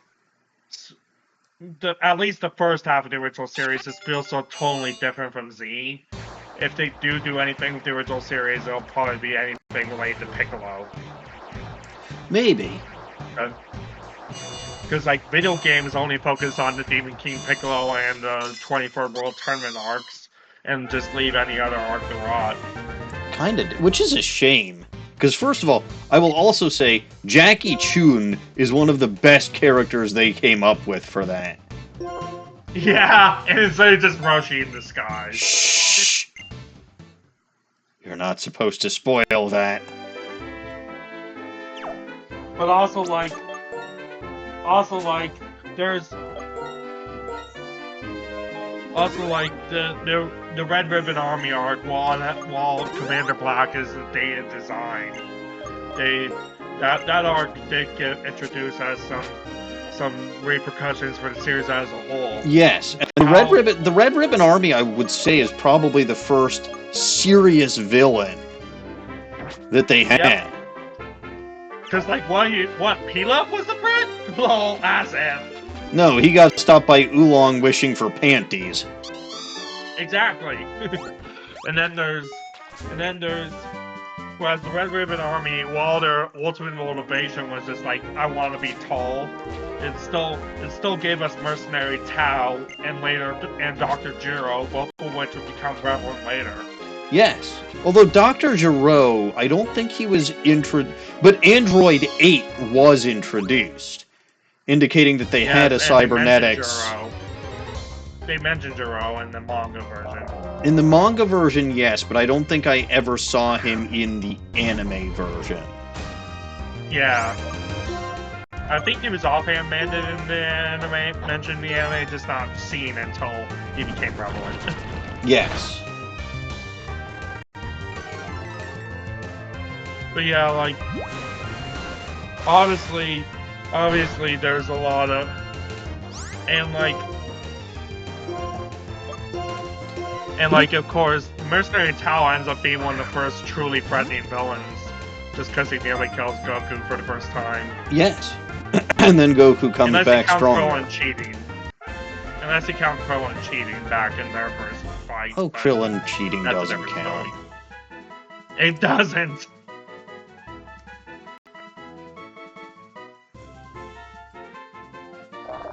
Also, like, one thing I really like about the Dragon Ball movies, like the ones they did for original series and Z that weren't canon, right, is that they seem to follow their own sense of canon.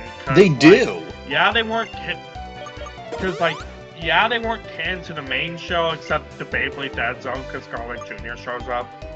Yeah, well, we all... I like what Team 4-Star did to Garlic Jr. He shows up and then dies instantly. He gets po-po'd instantly. Yeah.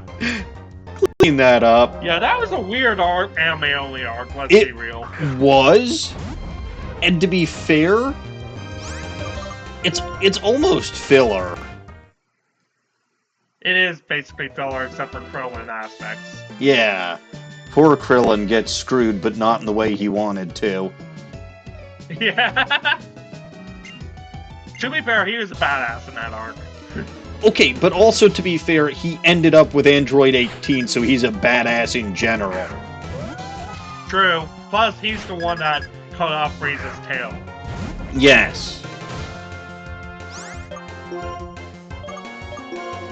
But like,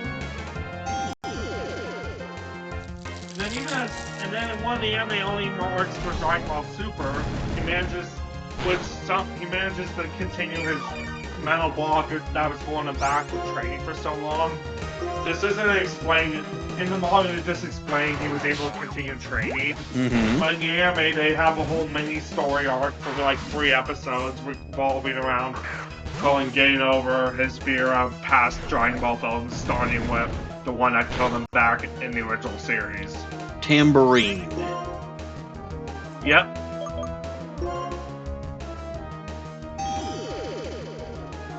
So it's a cool little callback there. Well, good. Yeah, because it you know, in a universe where you die but basically get revived by the Dragon Balls, it sort of makes death seem irrelevant, but no. Like, an arc like that... You still have that experience. Right. And an arc like that shows that death still has repercussions. Yep. Which, to be fair, we knew all the way back in the DBT Piccolo arc. Yes, but no. Like, it did hit home more, or it would hit home more in a situation where you see, oh, Krillin actually struggles with the mental burden of having died so many times. Yeah. Which is what they did in an anime-only mini-arc in Super for that reason. Right. And, like... But yeah, like, in the original... It should also be noted that there was also an episode of Dragon Ball Super where they go playing with Yamcha's baseball team since he became pro over the years after he quit martial arts. Yeah, well, because he wasn't that good at martial arts. He kept getting killed. Oh no, Yamcha's been Yamcha'd. He was good in the first episode he appeared in. And it was all downhill since then. Yeah. But yeah, like... I still find it funny how Bulma just went, like, through through a bajillion love interests before finally selling out Vegeta. She really didn't, actually. It was really just Yamcha and then Vegeta. There was a time where she had a crush on Goku, too.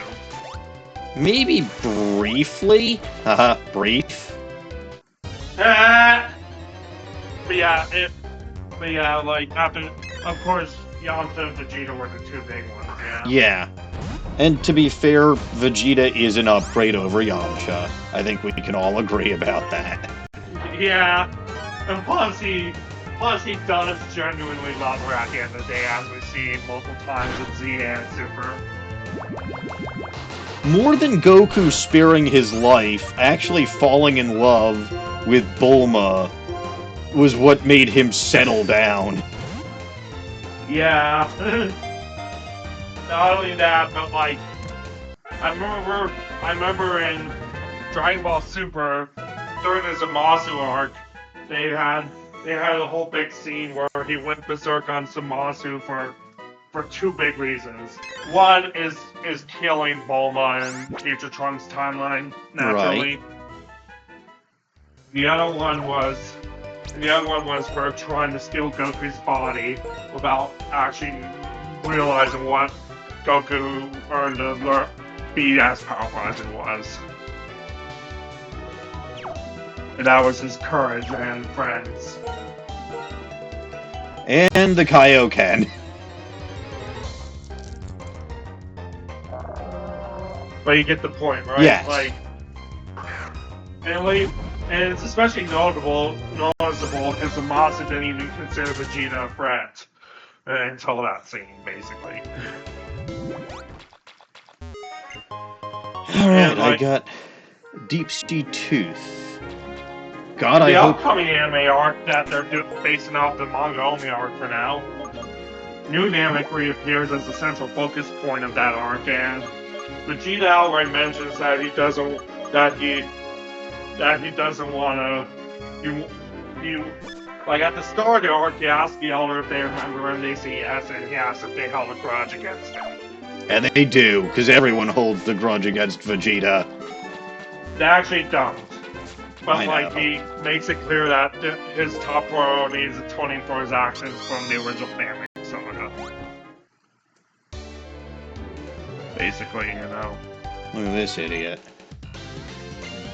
It's actually very touching. It shows how far he's come as a character, you know? Yeah. Yeah.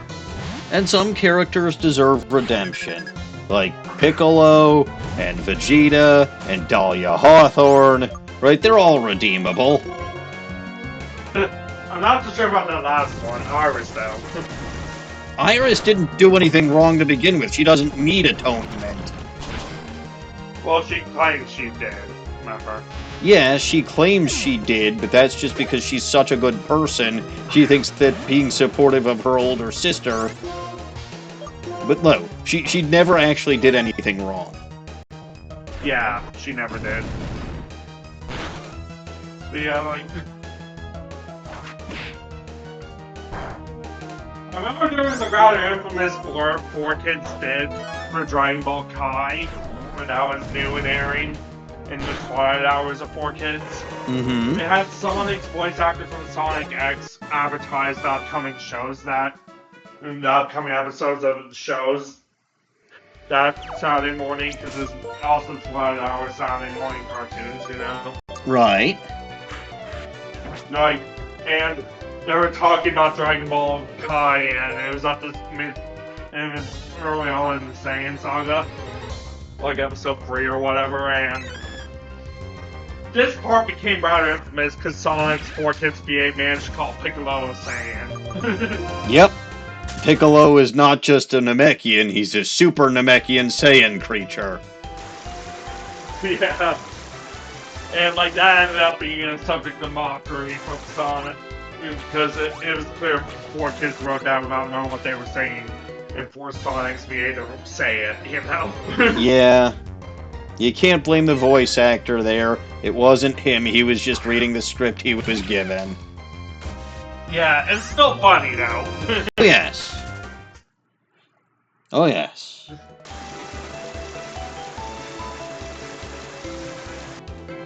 funny thing is, I caught that live before it became a meme. I just didn't know anything about Dragon Ball at the time. I don't remember if I caught... Well, yeah, if it was like a Saturday morning thing, I wouldn't have caught it live. I would have caught it taped. Well, this was the recut Dragon Ball Kai. That cut all the filler and recut everything Z related. I see. So this was like early 2010s. So yeah, I don't think I was watching Saturday morning cartoons as often. In fact, I was in college. I only mainly watched it for Yu-Gi-Oh! 5Ds and Zexal at that point. Yeah, no, I wasn't watching it that... Yeah, I was in college.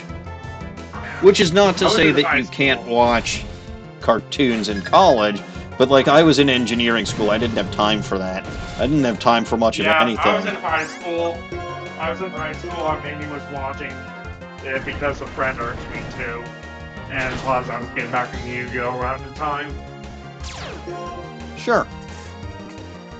Steamroller, that's a bug-type move. You colossal fool. Let me deck you with fire.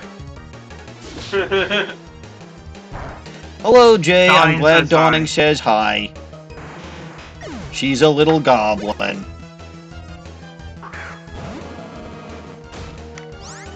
Yeah, like...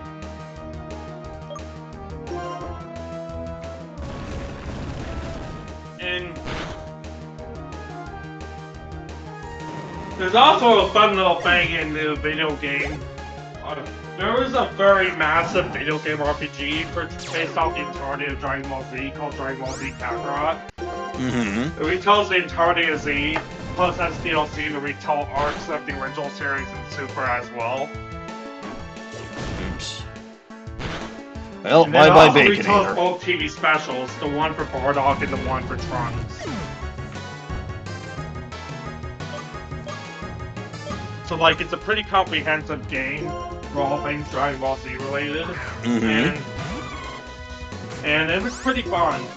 A particular note is that it also has Android 21 from the recent fighting game Dragon Ball FighterZ appear right before the Android saga. Before you're supposed to know that androids can't have key to scan. So what happens if you scan her? There's no key. Huh.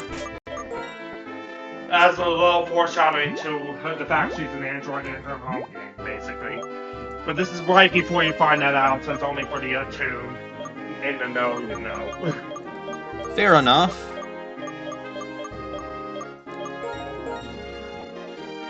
Because the game uses key scan to help you detect items far away as well as the other characters and mission objectives and stuff. So it makes sense. Yep. Particular knows that the point of no return is only at the end, is basically once you start the last world tournament before Majin Buu gets freed. But the moment Majin Buu gets freed, you're forced to do the rest of the game in one sitting. Oh, that's fun. It's a long one, naturally, because of Majin Buu arc. Well, yeah, like I said, that sounds fun. And I was being sarcastic. Pretty fun. At least they give you a final boss fight against Kid Buu while the Super Spirit Ball is charging. And Goku basically goes Ultra Instinct out of it for the first time, even though he should have done that in canon for a very long time. In the movies, he kind of went Super Saiyan before Super Saiyan was a thing. Yeah. That was in the one where the other Namekian comes and turns everything gold. Alright, Tropius. Trial Wild Charge probably won't KO it. Speaking of which, Garlic Jr. was just a dumbass. And considering he opened the dead zone when Yalri got his wish on the Dragon Balls, he was gonna win no matter what, and they did the one thing that could kill him. Yeah, they point that out in Team 4 Star's version of that movie. I know. It still doesn't make him any less of a dumbass. No, it does not.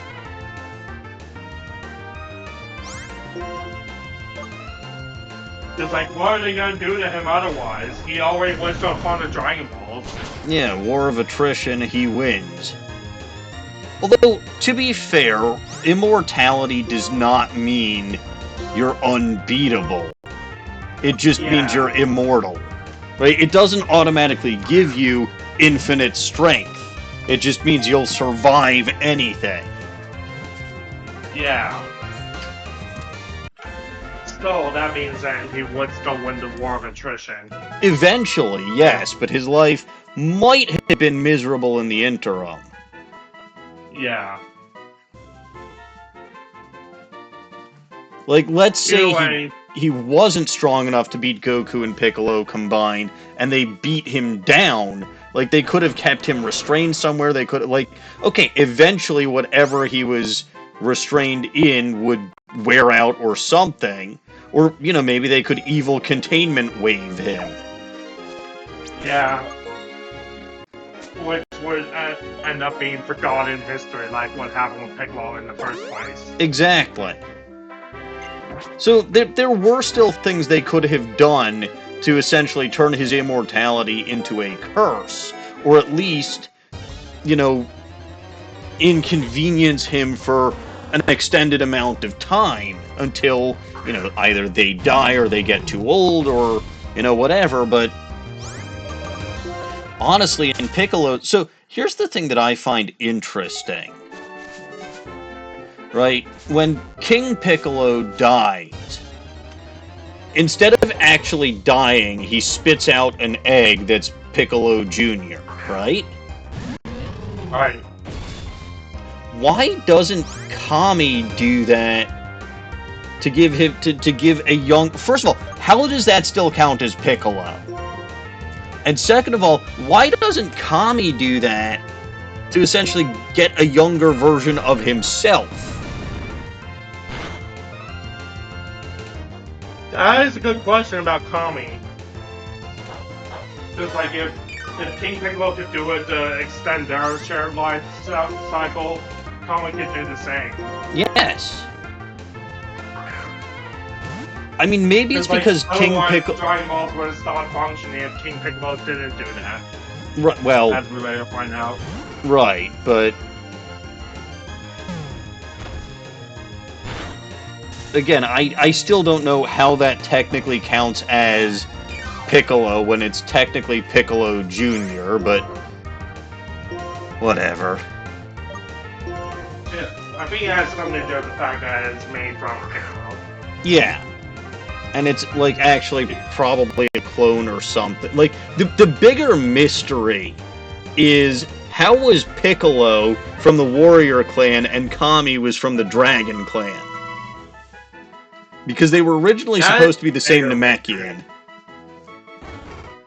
Yeah. Meanwhile, we later found out the first Super Saiyan God was also the same one as the legendary Super Saiyan, as per Toriyama. It's just that over time, the story of the legendary Super Saiyan got modeled into two different camps, you know? The one that Beerus tells and the one that Vegeta tells, basically. Well, Vegeta tells the story. Vegeta tells the story that benefits him the most. Yeah. They get the point, right? Man, I wish, you know, given that this was a, this was a fan-enhanced game, I wish they made it so that this PC here counted as a PC for, like, the Pokemon, where I could deposit it, because I knew that that egg was there. I did. But I also know that I'm already handicapped by needing a Pokemon with Surf and Fly, and basically having that HM Pokemon hanging around. So I didn't want to handicap myself by having a party of 5 on top of not being able to use one of the team members. Well, maybe you're almost cleared out the trainers, so you could theoretically... Yeah, once I've cleared out the trainers, I'll be able to come back and get the egg. But this is the biggest thing that I can do with Surf now. So, oh hey, I found a very sus Pokemon. Nice. Guess it's Among Us. Yep. I decked it in the face. The fire. Yeah. He gave it a Tangrowth. Falcon Punch. Another fire punch. Take that. Thank you, Floyd.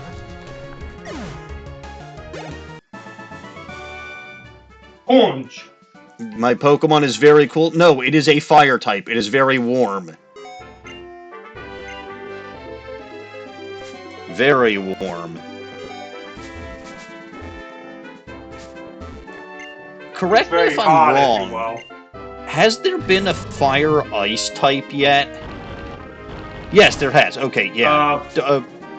Galarian Darmanitan Zen mode. Yeah, I was gonna say. That's Yeah. sort of doesn't count. Even then, you got. I believe one of the legendaries, and I'm not sure. Volcanion If there's any is outside of that. is fire water. I know Calyrex is Ice Ghost or Ice Ice. I mean Ice Grass, depending on who you as one with. Yes. No, it's not ice. It's psychic and the other one. Yeah, Psychic and Ice or Psychic and Ghost, right? Yeah. But Calyrex is just bad. You're better off just going with Spectrier. She's cuter. I mean, Calyrex's Spectre is also banned and competitive. Calyrex with Glacier is not. I wouldn't doubt it. Glastrier strikes me as being the far worse Pokemon, both in terms of It appearance is. and typing. It is.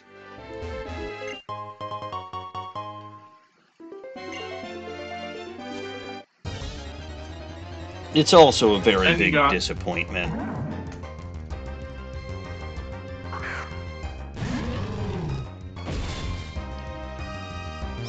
Alright.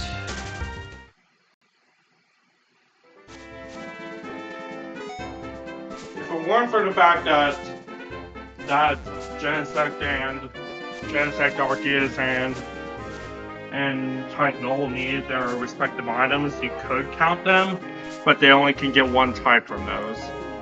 And even then, right, it doesn't really change the type, does it? Like, not for Does for Genesect, Arceus. anyway. On Genesect it doesn't. It does on Arceus, and I assume it does on Titanol. No.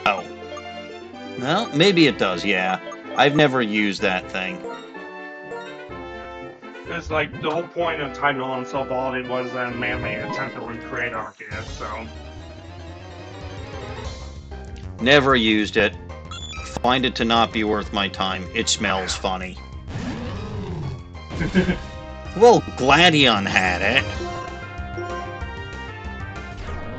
Well, we had one of them. Keep in mind they were free. Oh yeah. The other two were left in deep freeze for too long and got freezer burned. One of them died, one of them got given to you, and one of them was Gladians. Then the fourth one got leaked online and made in Gen 8 by Macro Conquest. Sure, that's how they justified it. Yeah, that actually is how they justified it. Yeah, I know.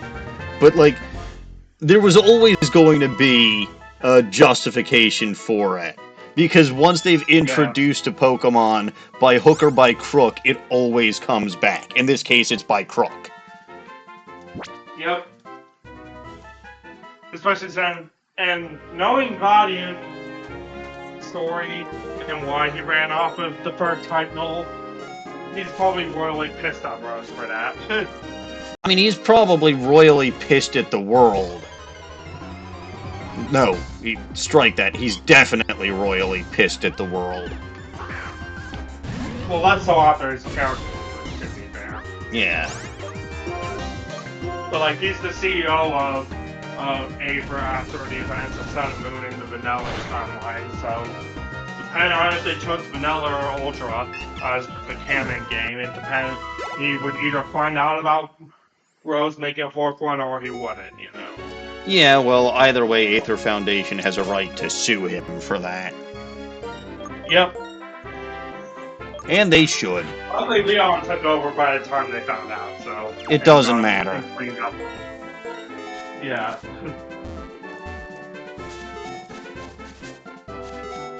Should be told, Rose was such a dumbass that Leon was smarter than him. Yes, that's the problem. Rose, I've said it before, I'll say it again. Pokemon has some really, really stupid people in it.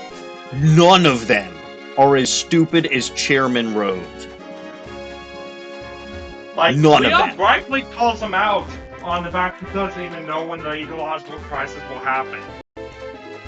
And the other, again, there are billions of ways he could have fixed that without summoning the Eldritch Abomination. Leon presents both that argument too, which is like, when the dumbass presents legitimately good arguments, then you're the dumbass in this case. Exactly. It's not often I find myself siding with Leon, but Jesus fuck, he was right on this one.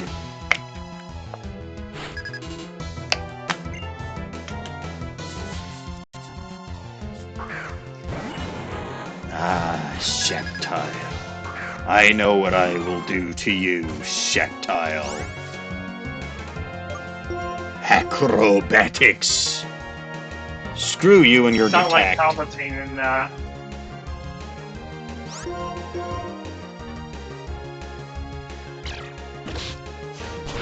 Seriously, Which detect is- is such an annoying move.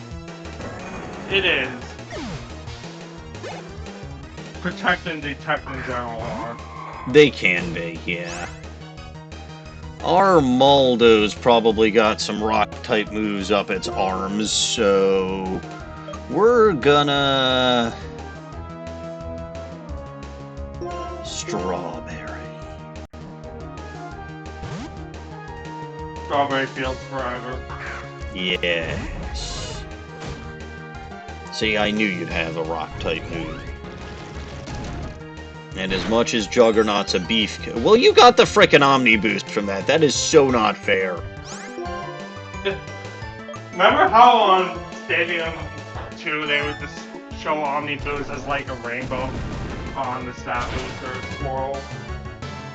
I mean, to be fair... and it doesn't have Sturdy, it survived by 1 HP because of the fucking Omni boost. Screw you.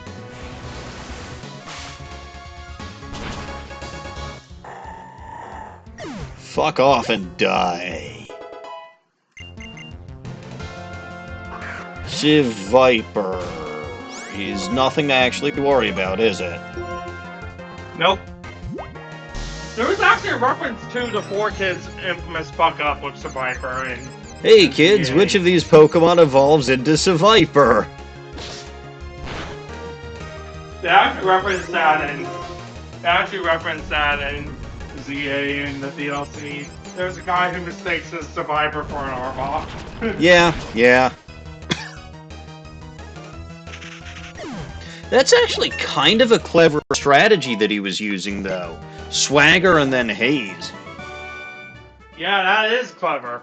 Although, to be fair, it sort of defeats... like, okay, it takes away the... Swagger.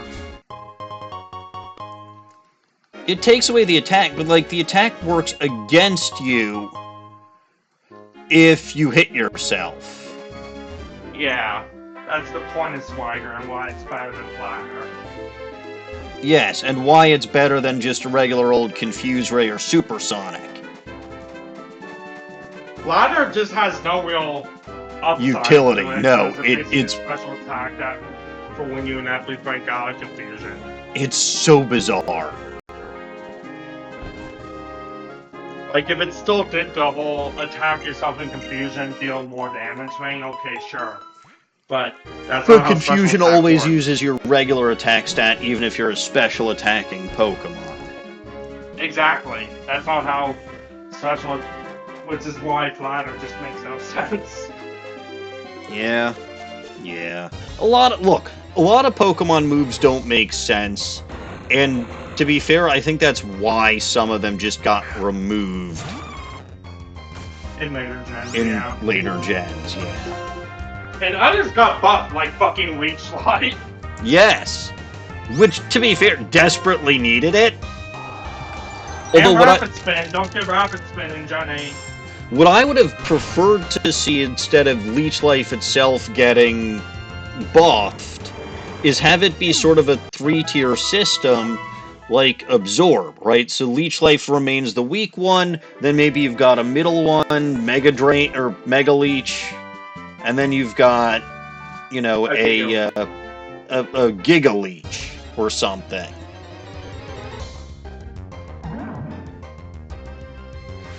Now, I just picked up the Waterfall HM. And remember that there's no restrictions on using that as far as gym badges go. Save for dive in this game. Correct, but you don't get dive for quite some time. Yeah. Waterfall. By the point you get dive, you have every gym badge anyways. I'm actually going to teach to Strawberry because it's a physical move. Right, that was one of the good things about the physical special split. It made Waterfall better than just Worth Surf. And it also added in Waterfall's secondary flinching ability, was Gen 4. Yeah. Because in Gen 2 it proves it's like, why use it over Surf? Right, Gen 2, Gen 3, why use this, or, well, in Gen 2 specifically, why Whirlpool?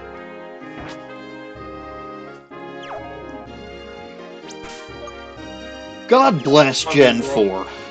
Probably the single best thing done in any single Pokemon generation was the physical special split that happened in Gen 4.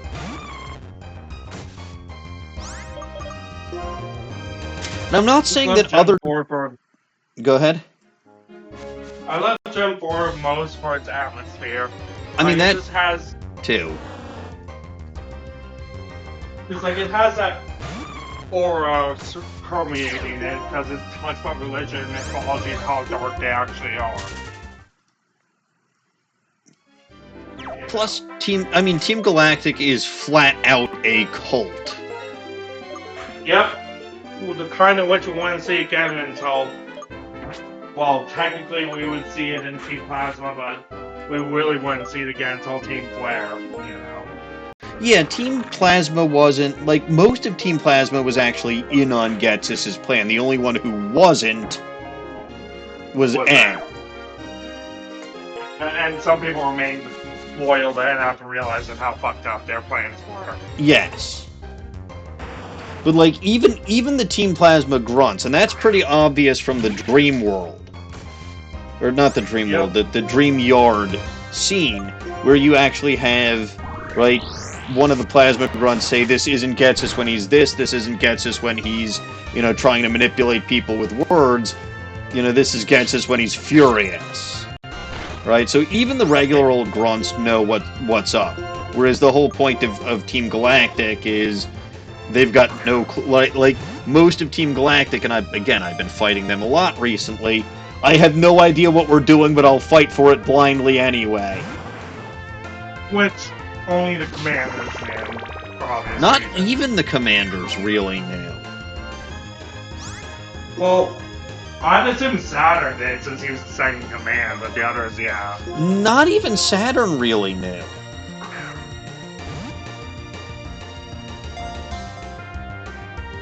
Because if they knew, they wouldn't help Cyrus, because Cyrus was only making a new universe for himself.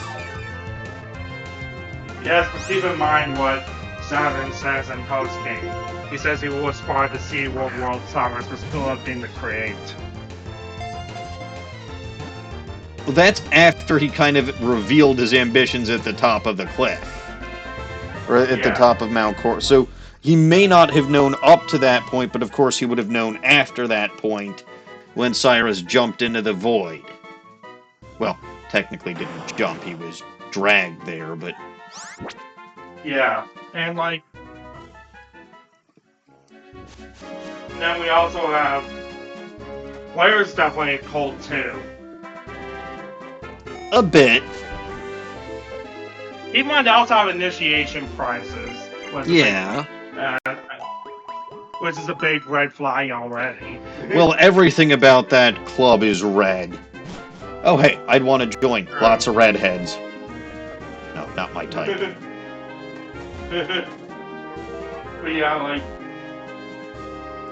And then, of course, Lysandre's whole plan involved a mass genocide, and only the scientists and admins knew about it, really. Sort of, yeah. Because like a lot of people didn't even know Lysandre was their leader, as you know, as a girl, a lot of grunts at least. Yeah, well, that's just because he had to try to maintain his respectable side. Yeah. Which he failed at because he was never actually respectable. Ooh! Ooh, this is an interesting matchup. Hello, Shellgun. In ZA, this is one thing I like about his redemption arc in ZA. It's not that he's trying to redeem himself for the world at large. He knows he can't redeem that part because everyone hates him. It's As well more they should. redemption for himself than anything. He doesn't deserve it. Yeah, and he realizes that, which is why he's seeking redemption for himself, not for the world. Yeah, I suppose. But it doesn't matter whether he redeems himself in his own eyes or not. He's still trash. It's just something he realizes in that game. Then why bother? Because basically Zygarde forced him to, more or less. Zygarde said, you made this mess, you're gonna fix it in that game. Yeah, so Zygarde was basically like, clean that up, and he had to. Yeah. Yeah. A particular note is that when you find him in post-game, he has the Sharingan! Well, his eye got crushed, so that makes a certain degree of sense. Not. Yeah. Oy. Like, he literally opens it up like a Sharingan in his post-game play when he mega evolves. Well, that is what it is. I don't agree with it or its existence, but whatever, that doesn't change the fact that it exists. Yeah.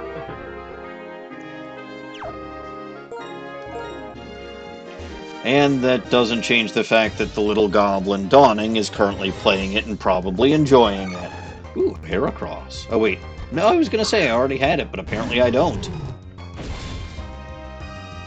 Well, okay. Yeah, Heracross, you get one early in the game as a forced trade named Voids, or Frogs as French, you know. In this But game? everyone's pronouncing like boys, because fuck that.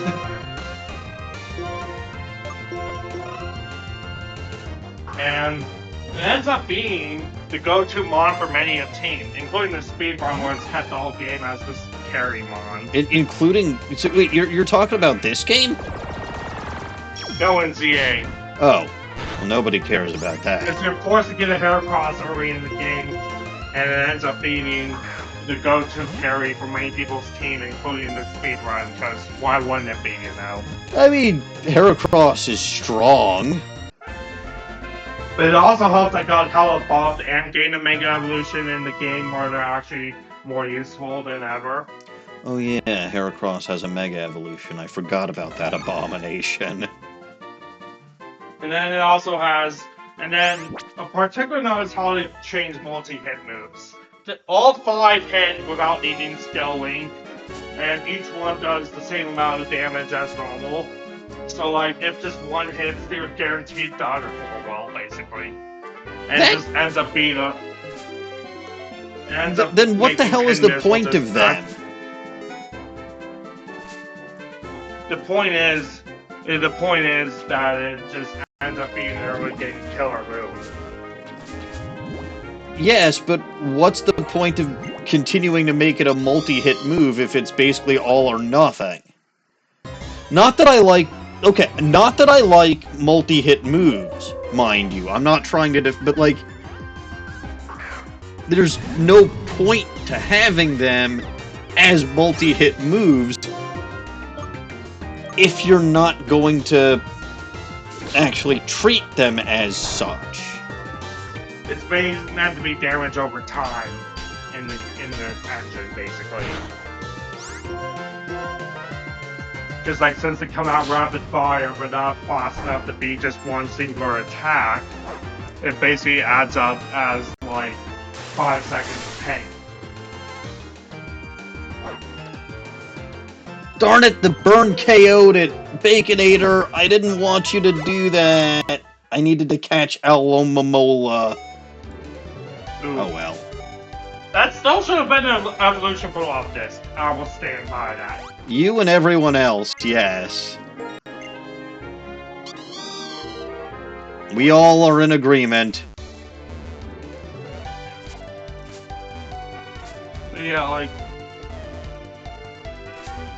Anyway, Boys was the name for Bois because French, you know, like B-O-I-S. That's their name. That sounds horrible. I'd give it an F-. Either way, it's the surname of real-life French people like Mary Dubois. But like everyone's calling it Boys because of how it looks. Yeah. And it's become a... I've seen... I actually think I did see community some memes from on being- this. Yeah, it's just like, why not when the game gives you a free mon that can carry you the whole game, you know? Sure, I suppose. There's a reason why the speedrun never ditches it. Well. Speedrunning is not for me. Yes, but I watch a lot of it, remember? I know you do. Well, that's embarrassing, Baconator. Understandable, but embarrassing. Oh, it died to a Loftus. But it's Fire Ground. Yeah. Also, And Love use Disc... Hydro Pump. Right, and Love Disc probably has buffed stats in this compared to usual. Like Deliver did. Yes. But it still dies in like one hit, even if it's a resisted move. Wonderful. That's just To gonna be make fair, not all catching of it... them win like Deliver did. Yeah, well, that's just gonna make catching it a pain in the neck. Yeah, because you have to full send it more or less. Uh-huh. Or put it to sleep and then full send it. I don't have full swipe. Nice full health flail. Full health flail? Yep. See, this is why I feel like you were underestimating the track the other day. Wanda is such a simp.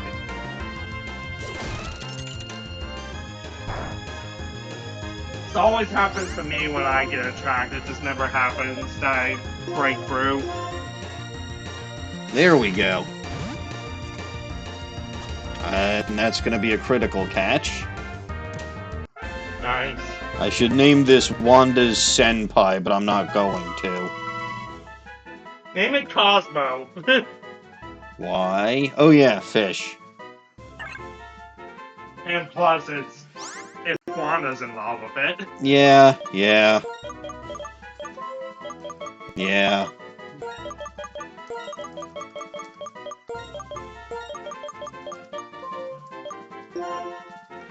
Not to be confused with Kramer, though. Wrong Cosmo.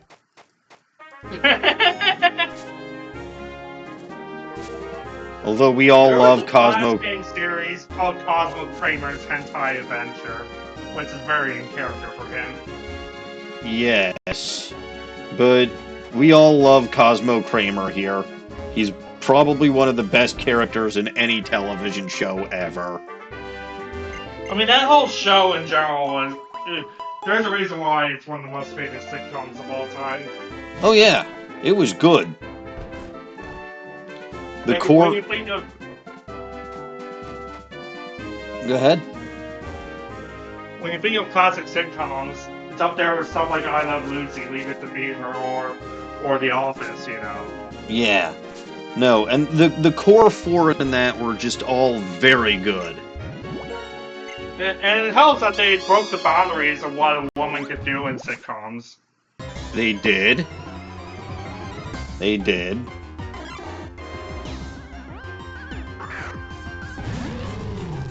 Which end up carrying into stuff like The Office and Big Bang Theory and all that, you know.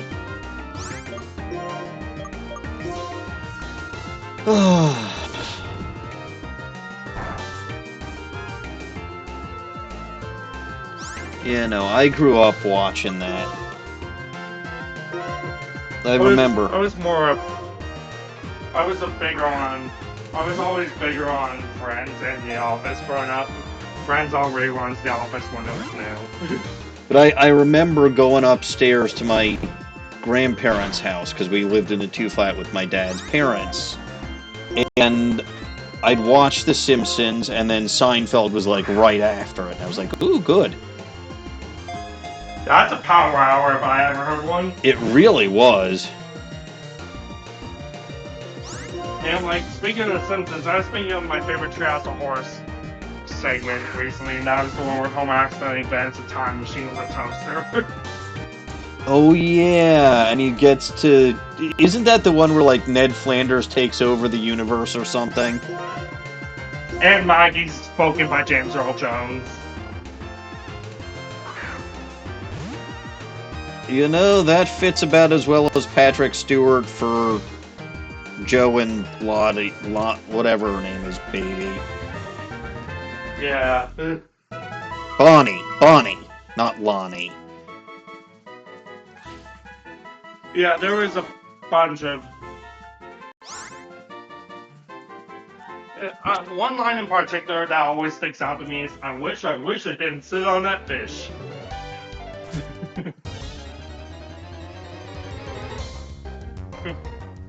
Alrighty. You know. No, again, we were discussing the Treehouse of Horrors a few weeks ago, and they really were something that I would look forward to every year around Halloween. Was when the new Treehouse of Horrors would come out. And they're starting to get scary again in recent years, which is good. Which is surprising given Disney. Yes, well. I actually did a Thanksgiving episode called Thanksgiving of Horror that even included a content warning like early Treehouse of Horrors did. Huh. It had a funny role reversal of the episode where the house falls in love with Marge. Because basically, the house falls in love with Homer as a Marge AI. And so naturally, you would assume this AI is out to murder the real Marge. But no, they subvert it, and it's the real Marge is out to murder the AI. Huh. And Marge, the real Marge, is the villain of that one rather than the AI Marge, which is a really good way of twisting the classic Treehouse of Horror skit with the house being an AI, you know? Fascinating.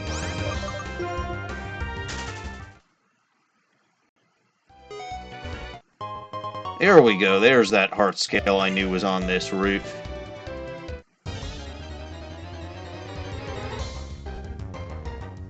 I've caught a bunch of Pokemon today.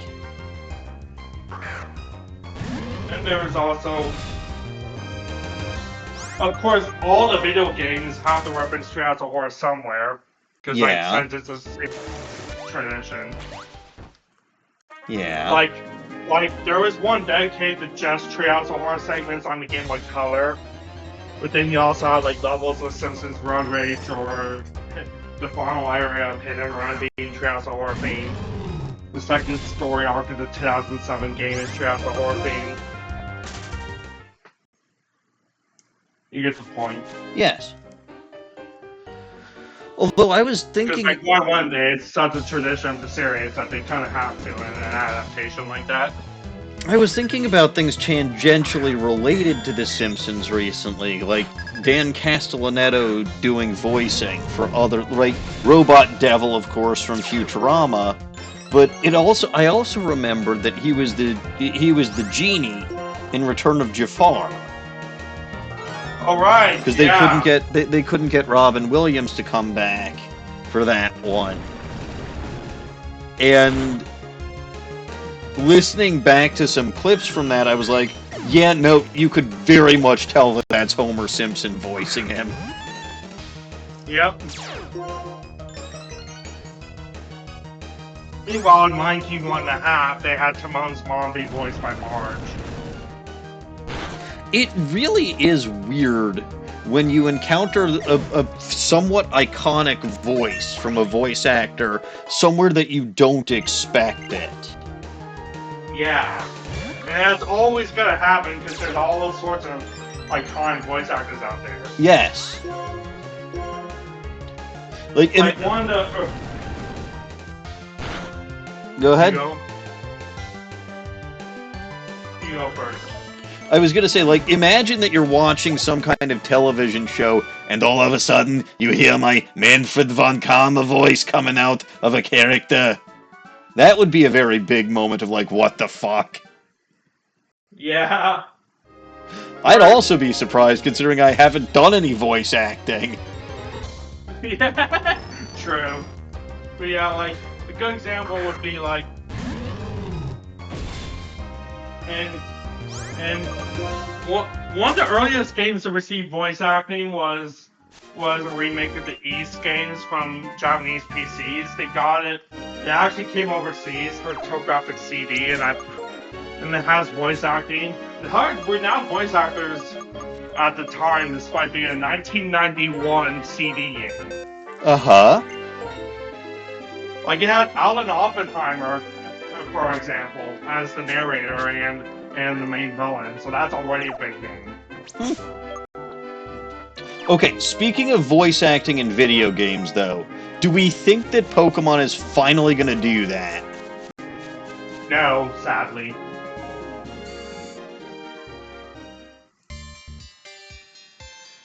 I wish they would, but they won't.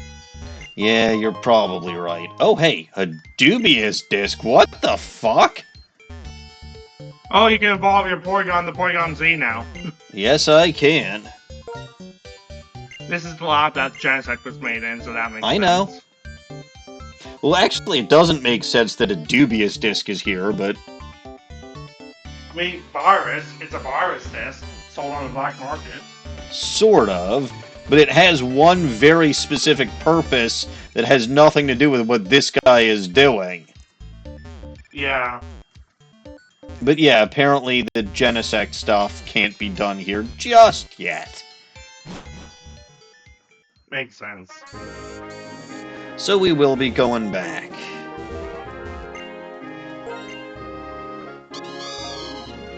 Still... You cleared out the way for getting that egg later, too. I did. I very much did. Well, I'll get the egg now. Well, now as in this stream. Probably. I've still got about 45 minutes. There's still a little bit more to explore on this route, mind you. Makes sense. But yeah, I think Twist Mountain and this are going to be most of what I do to... But, like, there's still some other surfing stuff to do after this. Yeah. And then there's... But yeah, like... A particular note is that... Yeah. But back on voice acting... It's always funny when you have those moments, but yeah, like, since you brought up direct-to-video Disney sequels, and I brought up my own example, what's your favorite one? My favorite what? Direct-to-video Disney sequel. Oh, it probably is Return of Jafar. I don't really see a lot. I haven't really seen a lot of them. And Return of Jafar... Mine is Go ahead. Mine is Lion King 1.5 or Little Mermaid 2, probably. See, I don't think I saw either of them. Lion King 1.5 is true to the Shakespearean aspects of the Lion King series. It's based off that one Hamlet joke play about those two guys from the play. I can't remember the name. It's like Blank and Blank Are Dead. If you're asking about Shakespeare, I don't know Shakespeare. I consider him to be a massive waste of time. Well, keep in mind, Lion King was based off Hamlet, and Lion King 2 was based off Romeo and Juliet. But the first film, Lion King 1.5, was based off a joke play that lampoons Hamlet. Yeah, that makes sense. So naturally, it stars Timon and Pumbaa's own adventures during the events of the first film, while they have their own mishaps, basically. And it shows, and it also gives a bunch of character development in Timon, showing how he went from being a jerk that only thinks of himself to ending up saving his race from the hyenas and diverting their attention away from Simba's, well, like at the end, you know. Yeah, what do you want me to do? Dress and drag into a hula? I remember that line. Yeah, they skip over that in the film. They just give it like 2 seconds. Well, that's because they assume you remember it from the original. Yeah. It's also presented in Mystery Science Meter-like format, believe it or not. They I believe it. Where Timon sits on the remote and it changes to QVC. I believe it. But yeah, no, never. When they pause the movie to get some popcorn, or in this case, bugs, because that's their favorite food. Right. And Timon starts picking his nose while waiting for Pumbaa to come back. Yeah, sounds about right. Your nose. It's a very stupid, tongue-in-cheek film. It ends with them having to restart the whole movie with the rest of the Lion King cast, plus a bunch of other Disney characters coming in. You get the point, right? A little bit, yeah. But like I said, I never saw it, and honestly, Return of Jafar was just fun for me. Like, I enjoyed it, and it continued some of the themes from the original Aladdin. Yeah, well, which is better than the first film did. Right. And Jafar finally got his villain song. Which, here's a fun fact. They were going to do a Broadway musical for Hercules that would have finally given Hades a villain song, but then COVID hit. And now we have to dig it up again. Well, that sucks. Especially since it was apparently from the pre-screens of the musical, it was actually a pretty damn good villain song for Hades, too. Because, yeah, he never got one either, did he? Yeah, that's why they were going to fix that in the musical, but then COVID. Yeah, I remember We that. just have to dig it up again. Well, maybe someday. Maybe someday, maybe not.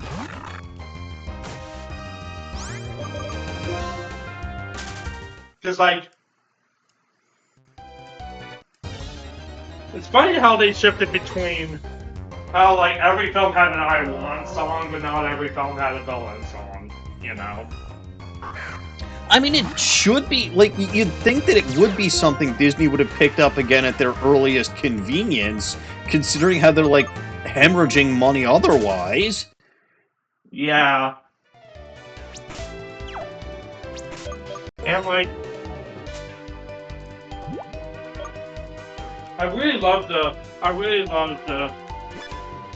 like, Disney in the Renaissance era was just on some sort of crack to make all those banger films with banger soundtracks. Yeah. Like, they almost captured that magic again in the revival era, but then they ruined it. Yes, they did. Because, like, Moana and Frozen 1 were alright, and as was Tangled, but then after that is when it went downhill again. Yeah. They just can't do anything right at this point anymore. What makes it especially suck is at the end, like, keep in mind the MCU was beloved, but then after Endgame, they just had no real way to know how to continue it because they blew out all their story with Thanos and stuff. To be fair, I stopped giving a damn about the MCU long before Endgame. Yeah, but like you get the point, like all the setup was played, so when was their last and they just didn't know. Yeah. But look, did we need X? Is a question you can always ask about Disney. Did we need X? No. Did Disney do it anyway? Yeah, probably. They thought it would make money. Did it work? Depends. Yeah, well, these days it's more like the depends that old people shit in. Yeah. So like, if it in other eras of Disney, it'd be like, did it work? It depends on who you ask. You know? Yeah, but in certain eras nowadays, just no. Yeah, in certain eras of Disney, it actually would be, did it work? Oh yeah, it worked perfectly, exactly as anticipated. Yeah, and others would be depend on who you ask, and others is no. Right now, it's no. Yeah, no.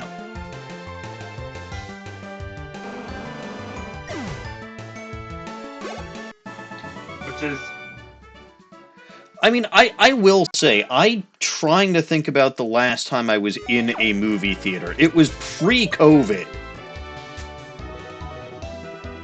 that I was last in a movie theater. Like, significantly pre-COVID. It's not like going to a movie theater was something that I did regularly before. So, you know, again, I don't do...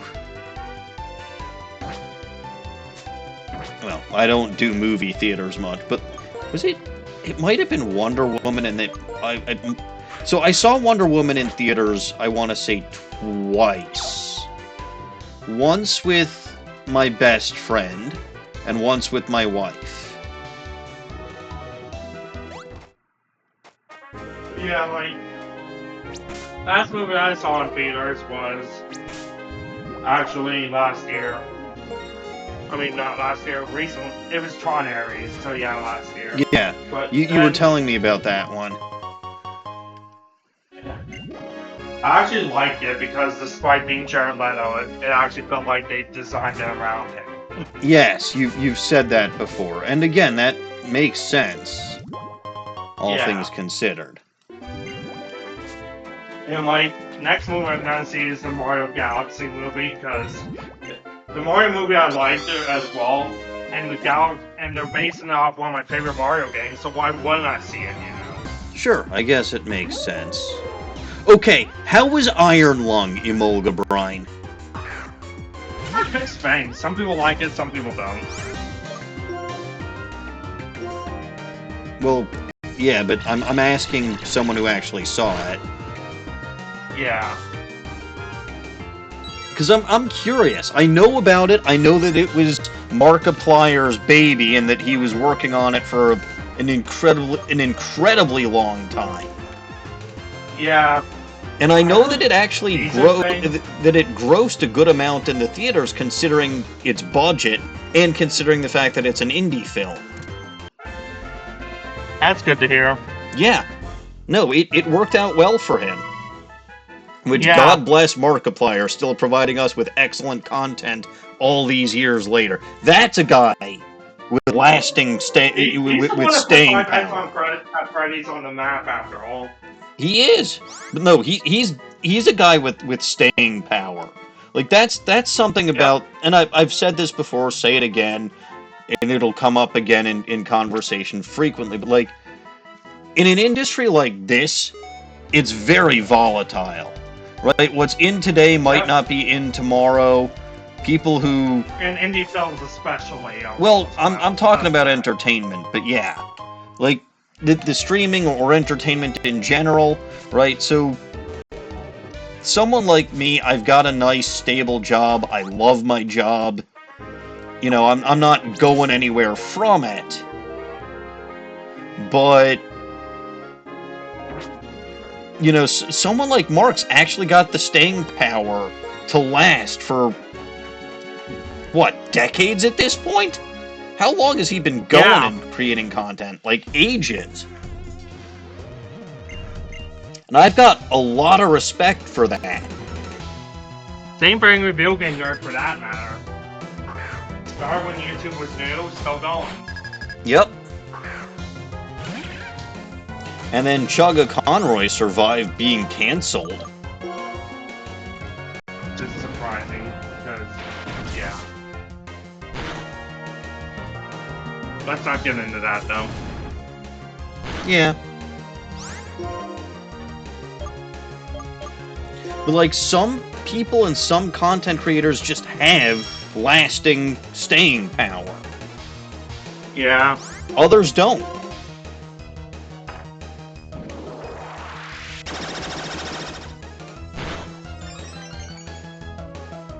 And that's just how it goes.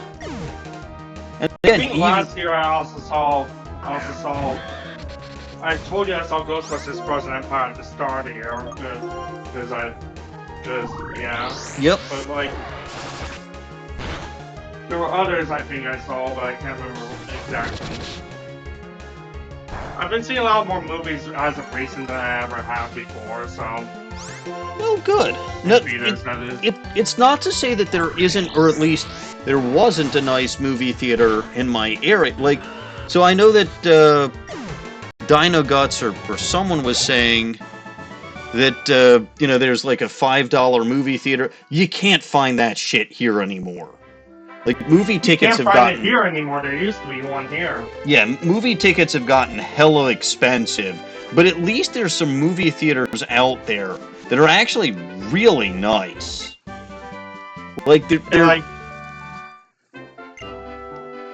There's a movie theater, I want to say it, at one of the malls close to home, where you can basically, like, the seats there are reclining seats with, I want to say, built-in massage chairs, which is really nice. And it's got a fully stocked bar. The concession stand is not just like it's got, well, not that I can eat it, but it's almost like a full fucking restaurant. We got that too. It's called Flex Brew House here. It's they call it American Cinema Brewery, and it also includes a restaurant. You can order from the seats while the movie's watching. And then there's one movie theater in Milwaukee that's actually got a fucking bowling alley in it. Like, obviously a different area, but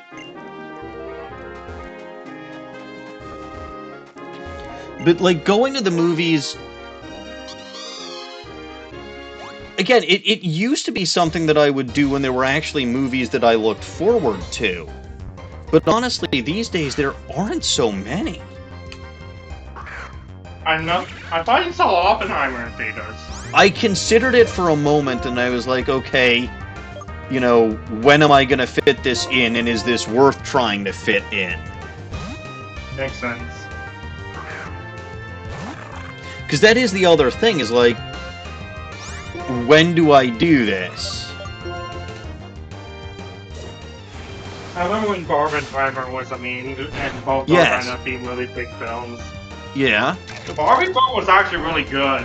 It explores the ethics of Barbie, both good and bad, and its legacy on kids as a result. I mean, I think Barbenheimer benefited Oppenheimer more than it benefited Barbie. But, like, if there was one of those two that I was going to see, it would have been Oppenheimer. Yeah, because you're an engineer, and that's a big one. And Oppenheimer's a Jew. Yeah. Oppenheimer's one of me. Which, I mentioned the voice actor from the 80s and 90s, Alan Oppenheimer, earlier. He's descendant from the dad Oppenheimer, too. Yes, it's not that common of a last name.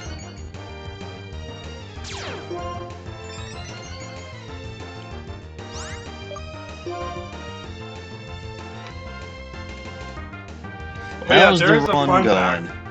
We're still in about the same place we were before, Jay. We're just coming We're just combing this route to get an Wait, egg. did Dawning not raid? That was kind of sad, although I guess she knows that I'm ending in half an hour, but still. Hey, Kenny's. Yeah. Dawning raided death. That's rude!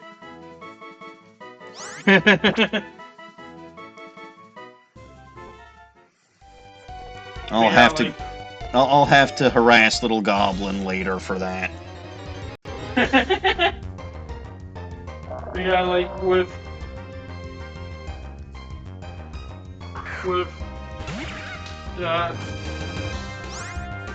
like, you know, Oda Nobunaga, the infamous warlord from Japanese history, focus point in many games, including Pokemon Conquest. Right. Did you know his bloodline still exists? One of his bloodline relatives in this day and age is actually a famous figure skater. It wouldn't surprise me. Like, they cameoed in the anime Yuri on Ice, as well as won a couple Olympic medals. I'm sorry, what on ice? Yuri on Ice, it was a popular anime in the 2010s. It was an anime?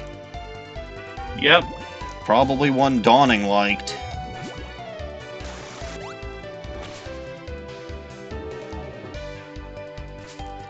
Do I want to know what it was about? Well, it's about what it says. That's what I thought. But it was popular for being a sports anime mixed with that. It just combined the tropes of both. Wait, I'm sorry. If it wasn't a Yuri, then what the heck is it called Yuri on Ice for? Or unless we're talking about some Russian guy Yuri. Or Either perhaps... way, he cameoed in the show. Perhaps it's Fat Tony's associate, Mr. Yuri Nader?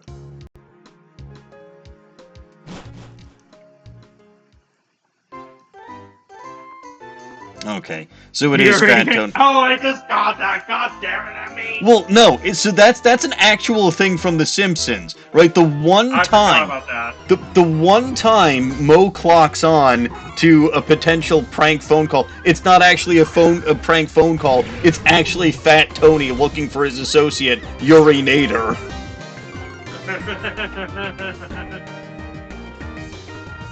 That reminds me of the Simpsons Family Guy crossover where Bart taught Stewie how to prank phone call Mo. Yeah, little rascal. That was just perfect having the evil genius baby team up with the delinquent. Except at the end of the day, the evil baby genius creeped out Bart.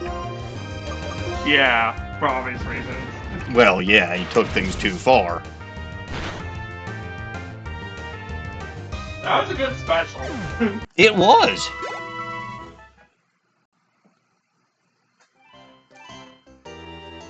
I like how they made a joke about Clams being a rip-off of Dub, and he used to drink Dub until Family Guy started. And they gave an exact date for it, too. Yeah. Alright, so here's what we gotta do. We gotta go to the Pokemon Center, we gotta deposit a Pokemon, we gotta go back for that egg.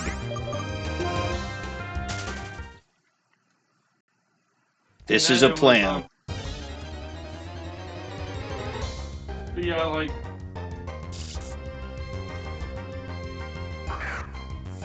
Actually, while we're at the Pokemon Center, we gotta buy more repels, yeah. Yeah, I'm with you on that. I'm not normally one to do that, because I'm like, well, what about finding shiny Pokemon, but... No.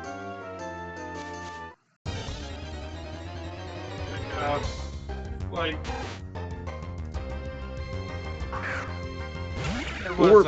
We're getting close. Well, I should say we're getting close to 249, which would mean 400 exactly left to go. I don't think we're going to get 9 more species in this in this today. Not in this stream.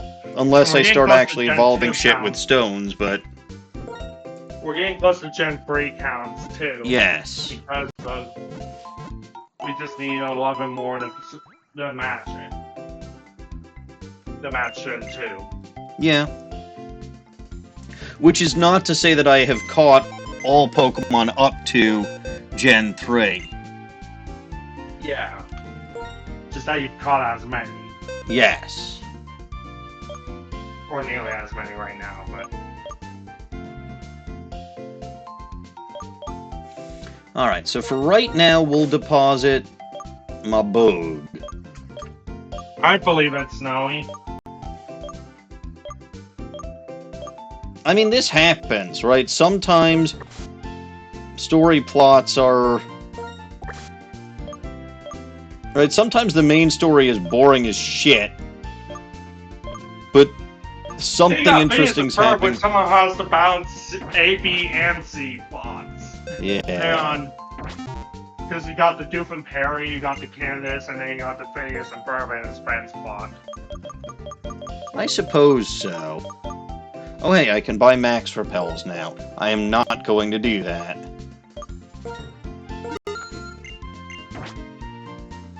Max Repels are a rip-off. That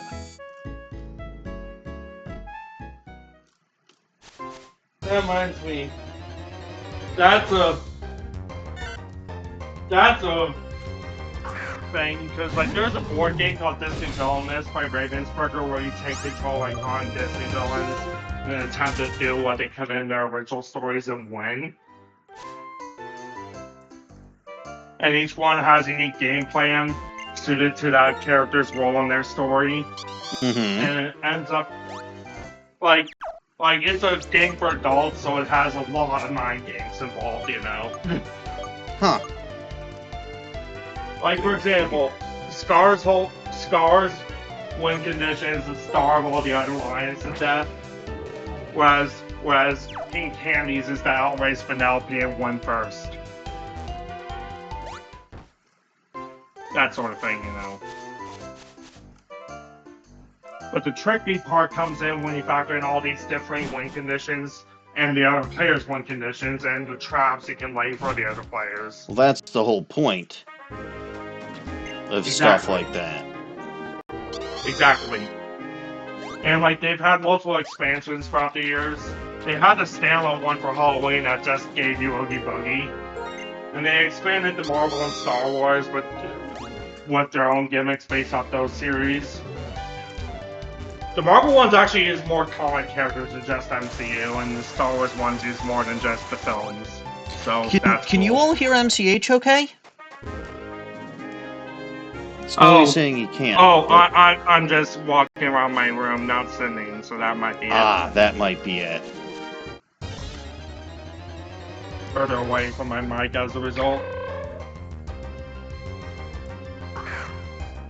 But yeah, like, it's a very unique board game idea that also has all, but like, there's a lot of unique villains for it, and there's a very active scene for making homebrew villains for it, both physical and digital on like side games like Tabletop Simulator.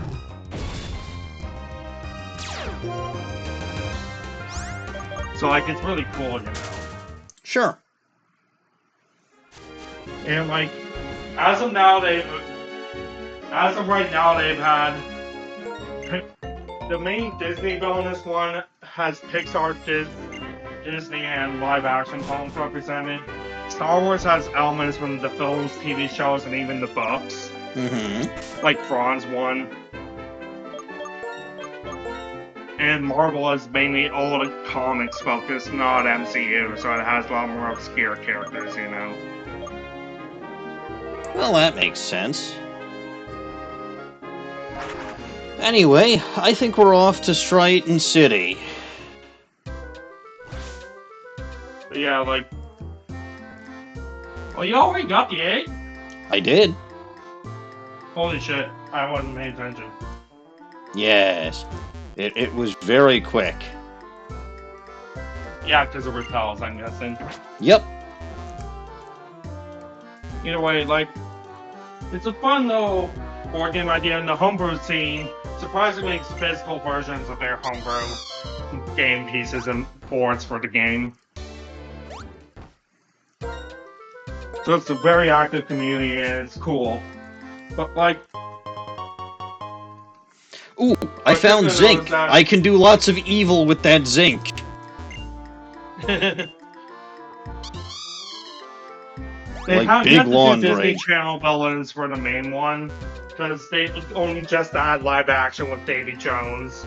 So He's got a locker, I hear. yes, but I'm talking like, you know, the Pirates of the Caribbean one.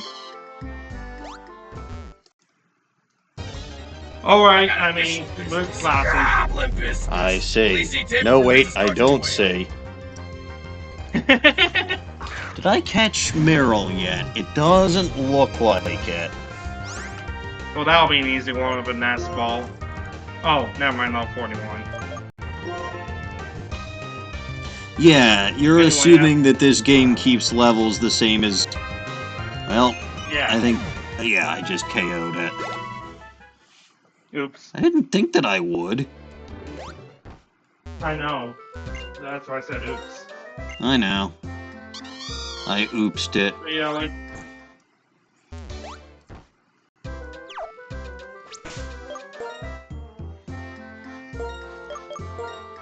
Oh well. This guy is a fisherman of some sort, so I assume... Oh, I thought he was gonna battle me. You're in a city, remember? No, I'm not. Oh, this is on the route? I thought this was still in the city. No, this technically counts as the route. Okay. I think.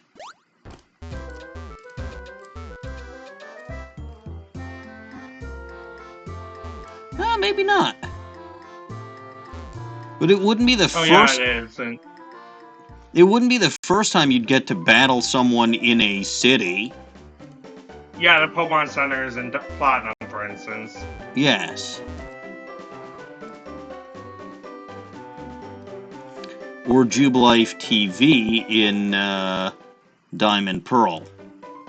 Yeah. Which was technically before that.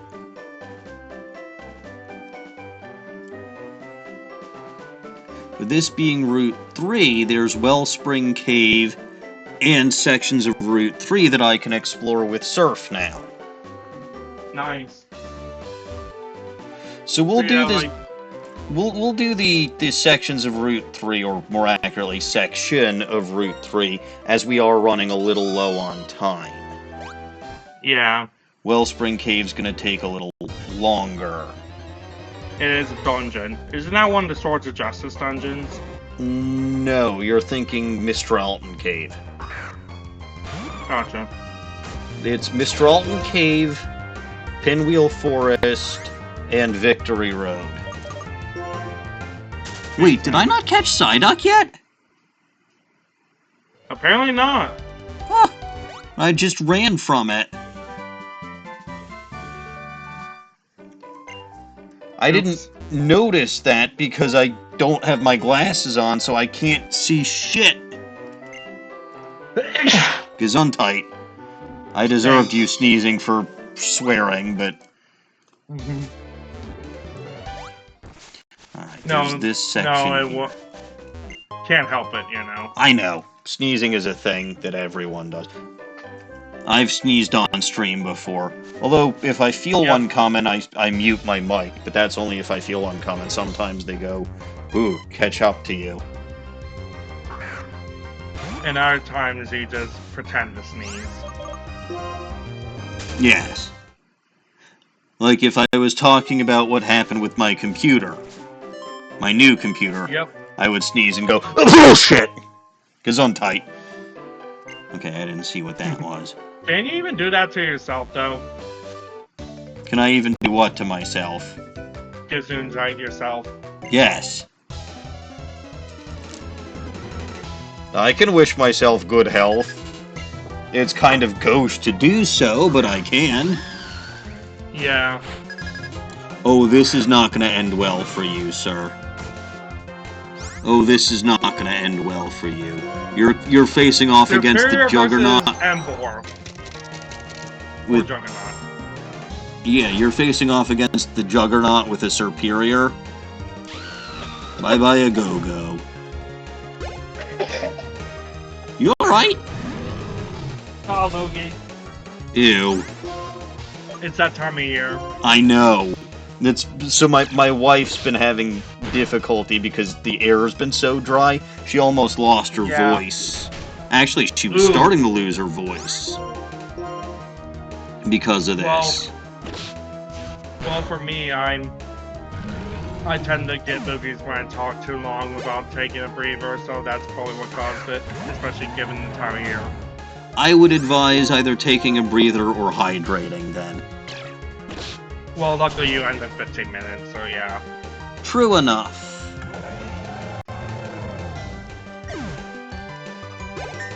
It was a pretty fun stream today. Yep. I'm glad I did. Eventful aside from catching stuff, but yeah, I'm glad I did it because I was so angry earlier that I was like, do I really want to? Am I going to be able to bring my A game, or am I just going to be fuming and pissed off the whole time? Which is why I said I'd be there for you if need be. Yeah, no, and again, I think, okay, I hate it, but it is something that I figured chat would find amusing. Yeah.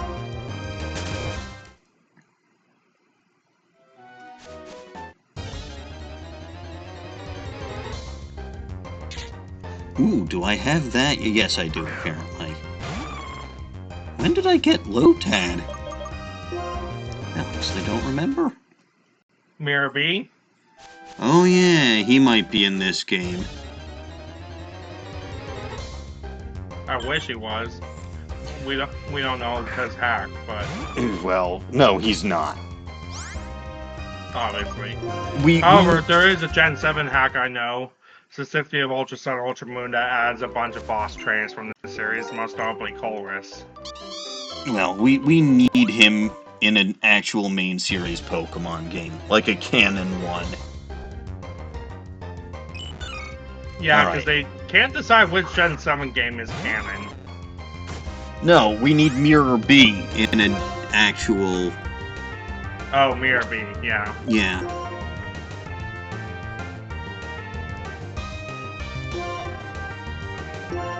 Oh, I did not. Okay, so I'm squinting at chat. Snowy says voices are overrated. No, they're really not. Voices are kind of how I do what I do. And then said, go ahead. Yeah, Dino Gut said the composer of Coliseum did a new recording of the Mirror B theme for the 30th anniversary. That's fantastic. I did not hear that. Which one? Coliseum or XD? Oh geez, of Coliseum. Yes. That's the way. I prefer his XD theme, but they're both great. Yeah, I think the Coliseum one fits his vibe better. It went from being a Mexican stereotype to being a disco stereotype, and I'm all for it either way. Not untrue.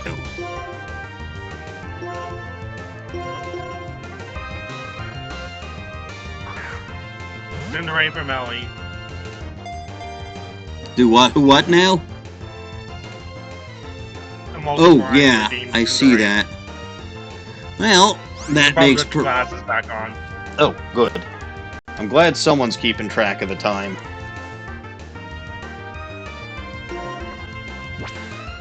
Alright. Melly, the greatest of the Pokemon trainers, would not have difficulty... And, you know, again, I said this before, right? Melly doesn't even need Pokeballs to catch Pokemon. He's just...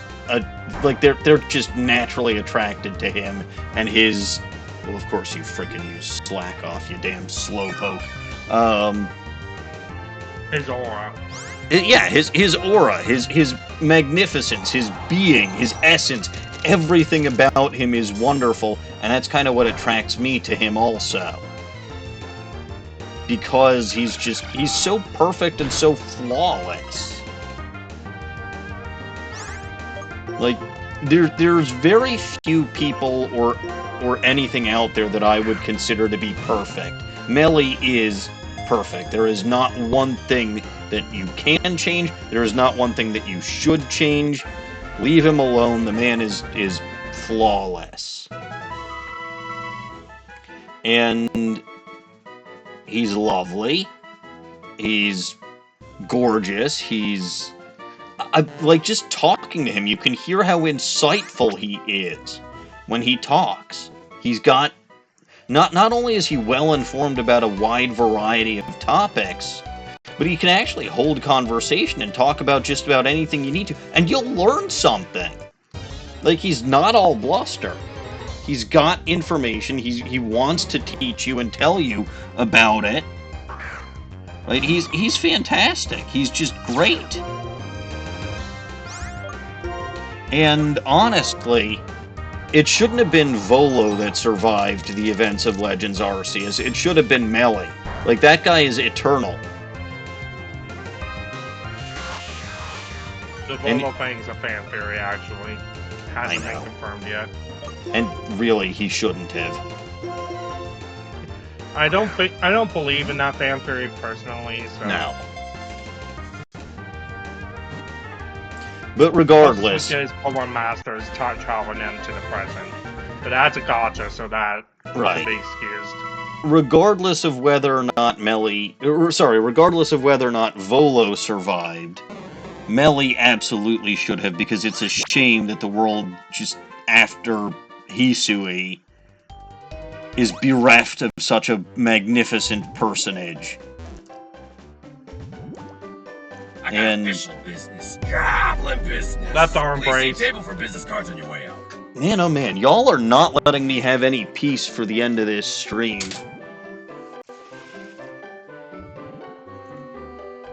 Chaos. Chaos is chaos. Also, you can probably stop being tsundere from Melly, because it looks like Snow is spacing these out for a reason. Well, it was Emolga Brine who did the tsundere for Melly. Completely different. Yeah. Peace is, in fact, overrated, yes, but I was potentially going to try to hit 249 today. I don't think I will. Like, I finished Route 3, you know, the non-Wellspring Cave part of it, so I think I'm just going to... Say that again? You could evolve someone. I mean, I could. You know what? I think I will. Because, again, some of the ones that I've got, I can probably just stone evolve. So yeah, that's what we're gonna do. I'm gonna one-handed try to take these guys and evolve some of them. So who's a stone evolution?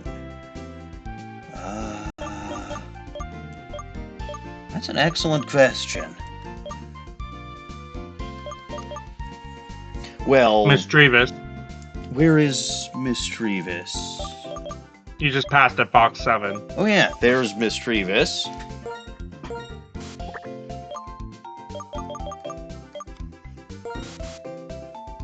So we'll put the egg there for now. We'll evolve Misdreavus. Because I've got the Dusk Stones.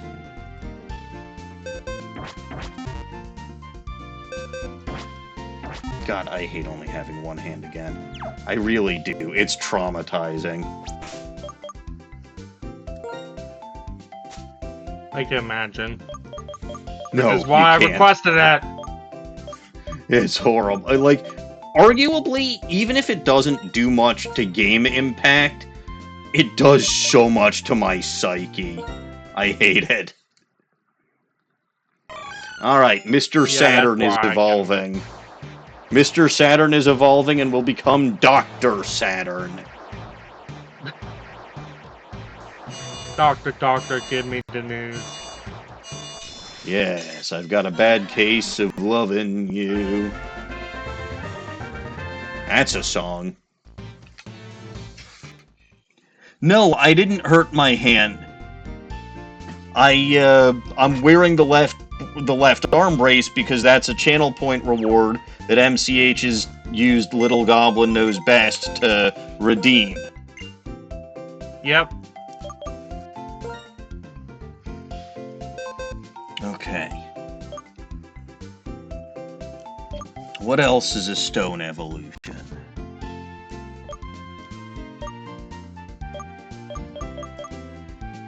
Ooh, that's a male, though. I was gonna say Snowrunt is, but not that one. Not that one.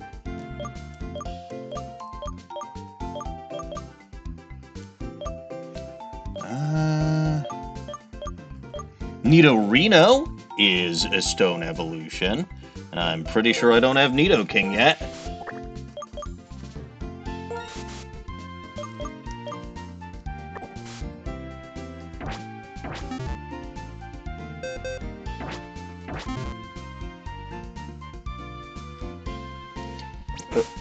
And bag, I should have Moonstone somewhere, right? Oh. Yeah. No, I don't. Boo, I thought I had Moonstones. Well, maybe I do. Hold on, maybe I do. Maybe it's just not with the other stones. Yep, okay, there we go. I swore I had Moonstones. Gotcha. Yeah. There's a reason why Jay's saying what they're saying.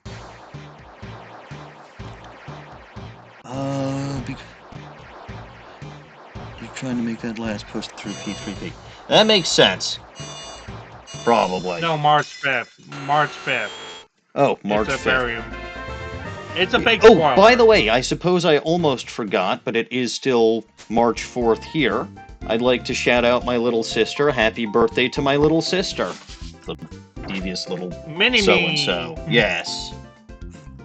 Happy birthday to Mini-Me. I remember when you used that joke when you introduced her to the It wasn't forum. me. She's the one that came up with that. And I shall name her Mini-Me. Yeah.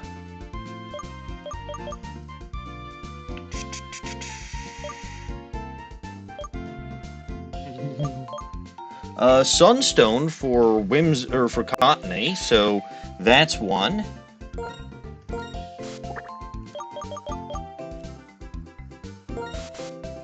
I'm pretty sure I've got a Sunstone. You got any more elemental monkeys you can evolve? No, I don't think I've caught any of those yet. To be fair, I didn't catch the one that I ended up with. I just ended up with it. Yeah.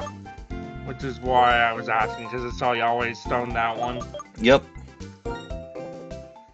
That monkey is very much stoned.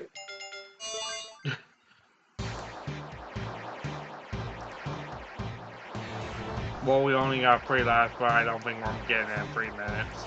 We'll see. We'll see.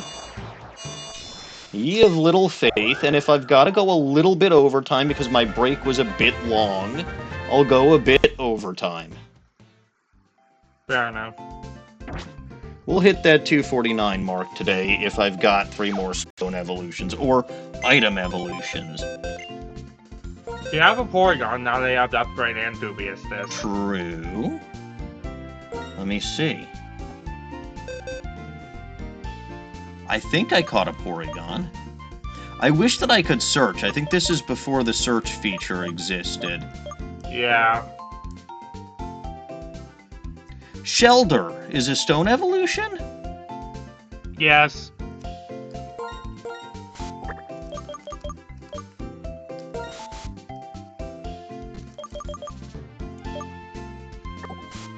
Waterstone. Well, yeah, but I never remember if it's just evolve it by a non-level up, or by stone, or by level up. Because Slowpoke is one that I constantly forget, but that's level up. And Nidoran female. That needs to evolve into Nidorina first. What level is it? It could easily be grinded to Not Nidorina. particularly, it's not close to 18. Gotcha. I don't think, actually. Let me take a look, see? But at this point, I think if I did have a Porygon, that's it. It's just a double evolution. And I'm pretty sure I've got a Porygon. Yeah. Oops.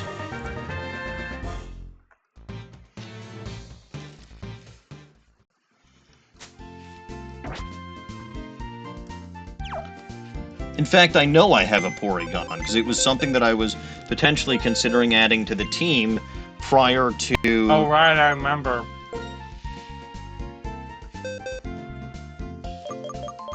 I remember that. Yeah, now, the so it'd be one Nidorina, later the box. Nidoran is level 11.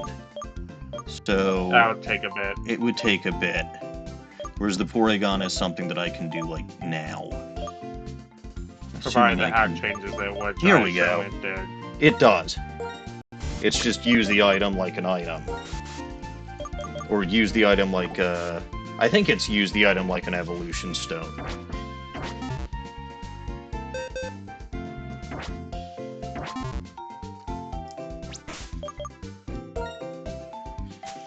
Alright, so first gotta find that upgrade.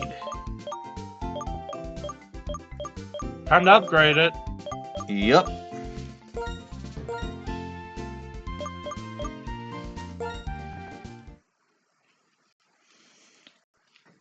There it There is. we go. That's 248. And the dubious disc will be 249. Which means that I will That'll be it. Yeah, that means that there's exactly 400 that will be remaining. And we did at 11:30 exactly, so that works. Well, Well, now it's 11:31. yeah. And it'll still be a little time because I gotta scroll down to the... or scroll up to the dubious disc, I think. Yeah. Yeah.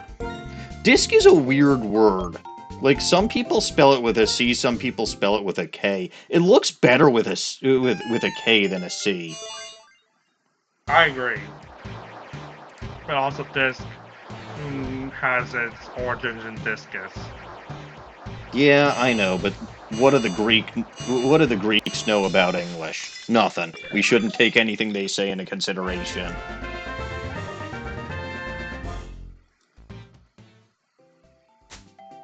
Well, now your Porygon's a virus. I do. And it's my favorite Porygon. And it does have that modest nature, which is good. Yep. Anyway, that I think is gonna do it for evolutions today, though. So we're gonna pop back to the PC. I can take this Fracocta thing off my arm.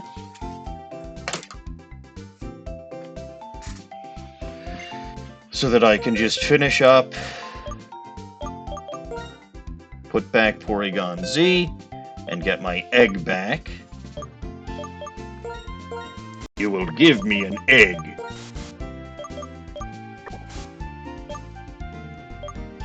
And next time we'll continue exploring new areas that I can get to with Surf, because again, I really don't think that I'm ready for the next gym. Like, the next gym is going to be at least level 60. I'm sure of it. I'm sure it will. Like, there's no question in my mind that the next gym's going to be 60 or higher. And Yeah. I can't, like... Maybe it's not going to be... I mean, it's going to be a hail gimmick. We'll also have to recognize that. So, that's going to be fun. Maybe it'll be a rotation battle. I don't know. But it's, like, the main gimmick that he's going to have is going to be hail, and probably something like Frostlass to take advantage of that. Regardless, that's going to be another story for another time. For right now, though, we're going to be saving things off here. Successful day overall. Again, a lot of Pokemon caught, and some new areas explored and items acquired. If you only caught part of today's stream because you were busy watching Dawning's stream, you can catch the full thing over on my YouTube channel over there. If you're watching this on YouTube, you can catch me live on my Twitch channel over there. I will be live both Monday and Wednesday next week with my usually scheduled Ace Attorney and Blaze Black streams. It's not just you, Jay. It's anyone else who did that. I know Snowy was doing that. I assume Dino was doing that. Right? I don't blame people for going to watch Dawning stream. Little Goblin needs support. Little Goblin needs love. So definitely go check out Little Goblin and myself over on the Bulba Garden channel over there. I'll be back to my usual mime licking on Sunday at 8:30 a.m. when I won't be racing Caps Fan in Pokemon Platinum. I will hopefully finally catch a usable shiny and be able to move on from Howley City. Dear God. Otherwise, you can also catch other excellent streamers there, like Caps Fan, or Mochi and Abby. At some point, once he's done with school, Cody will be making a return, but it was fantastic to see him back for the event we had this past weekend. You can also catch MCH over on his channel over there. As he said, he is going to be trying out a Pokemon Fire Red stream. I believe you said tomorrow? Maybe tomorrow, but definitely within the next week. Yeah, so give him a follow to know when he is live, because MCH is a good guy. Anyway, that will do it for me for today. So, as always, I am Maniacal Engineer, and I'm never going to give you up, never going to let you down. Thank you all for watching, and God bless this mess. Good night, everybody. Good night, I mean.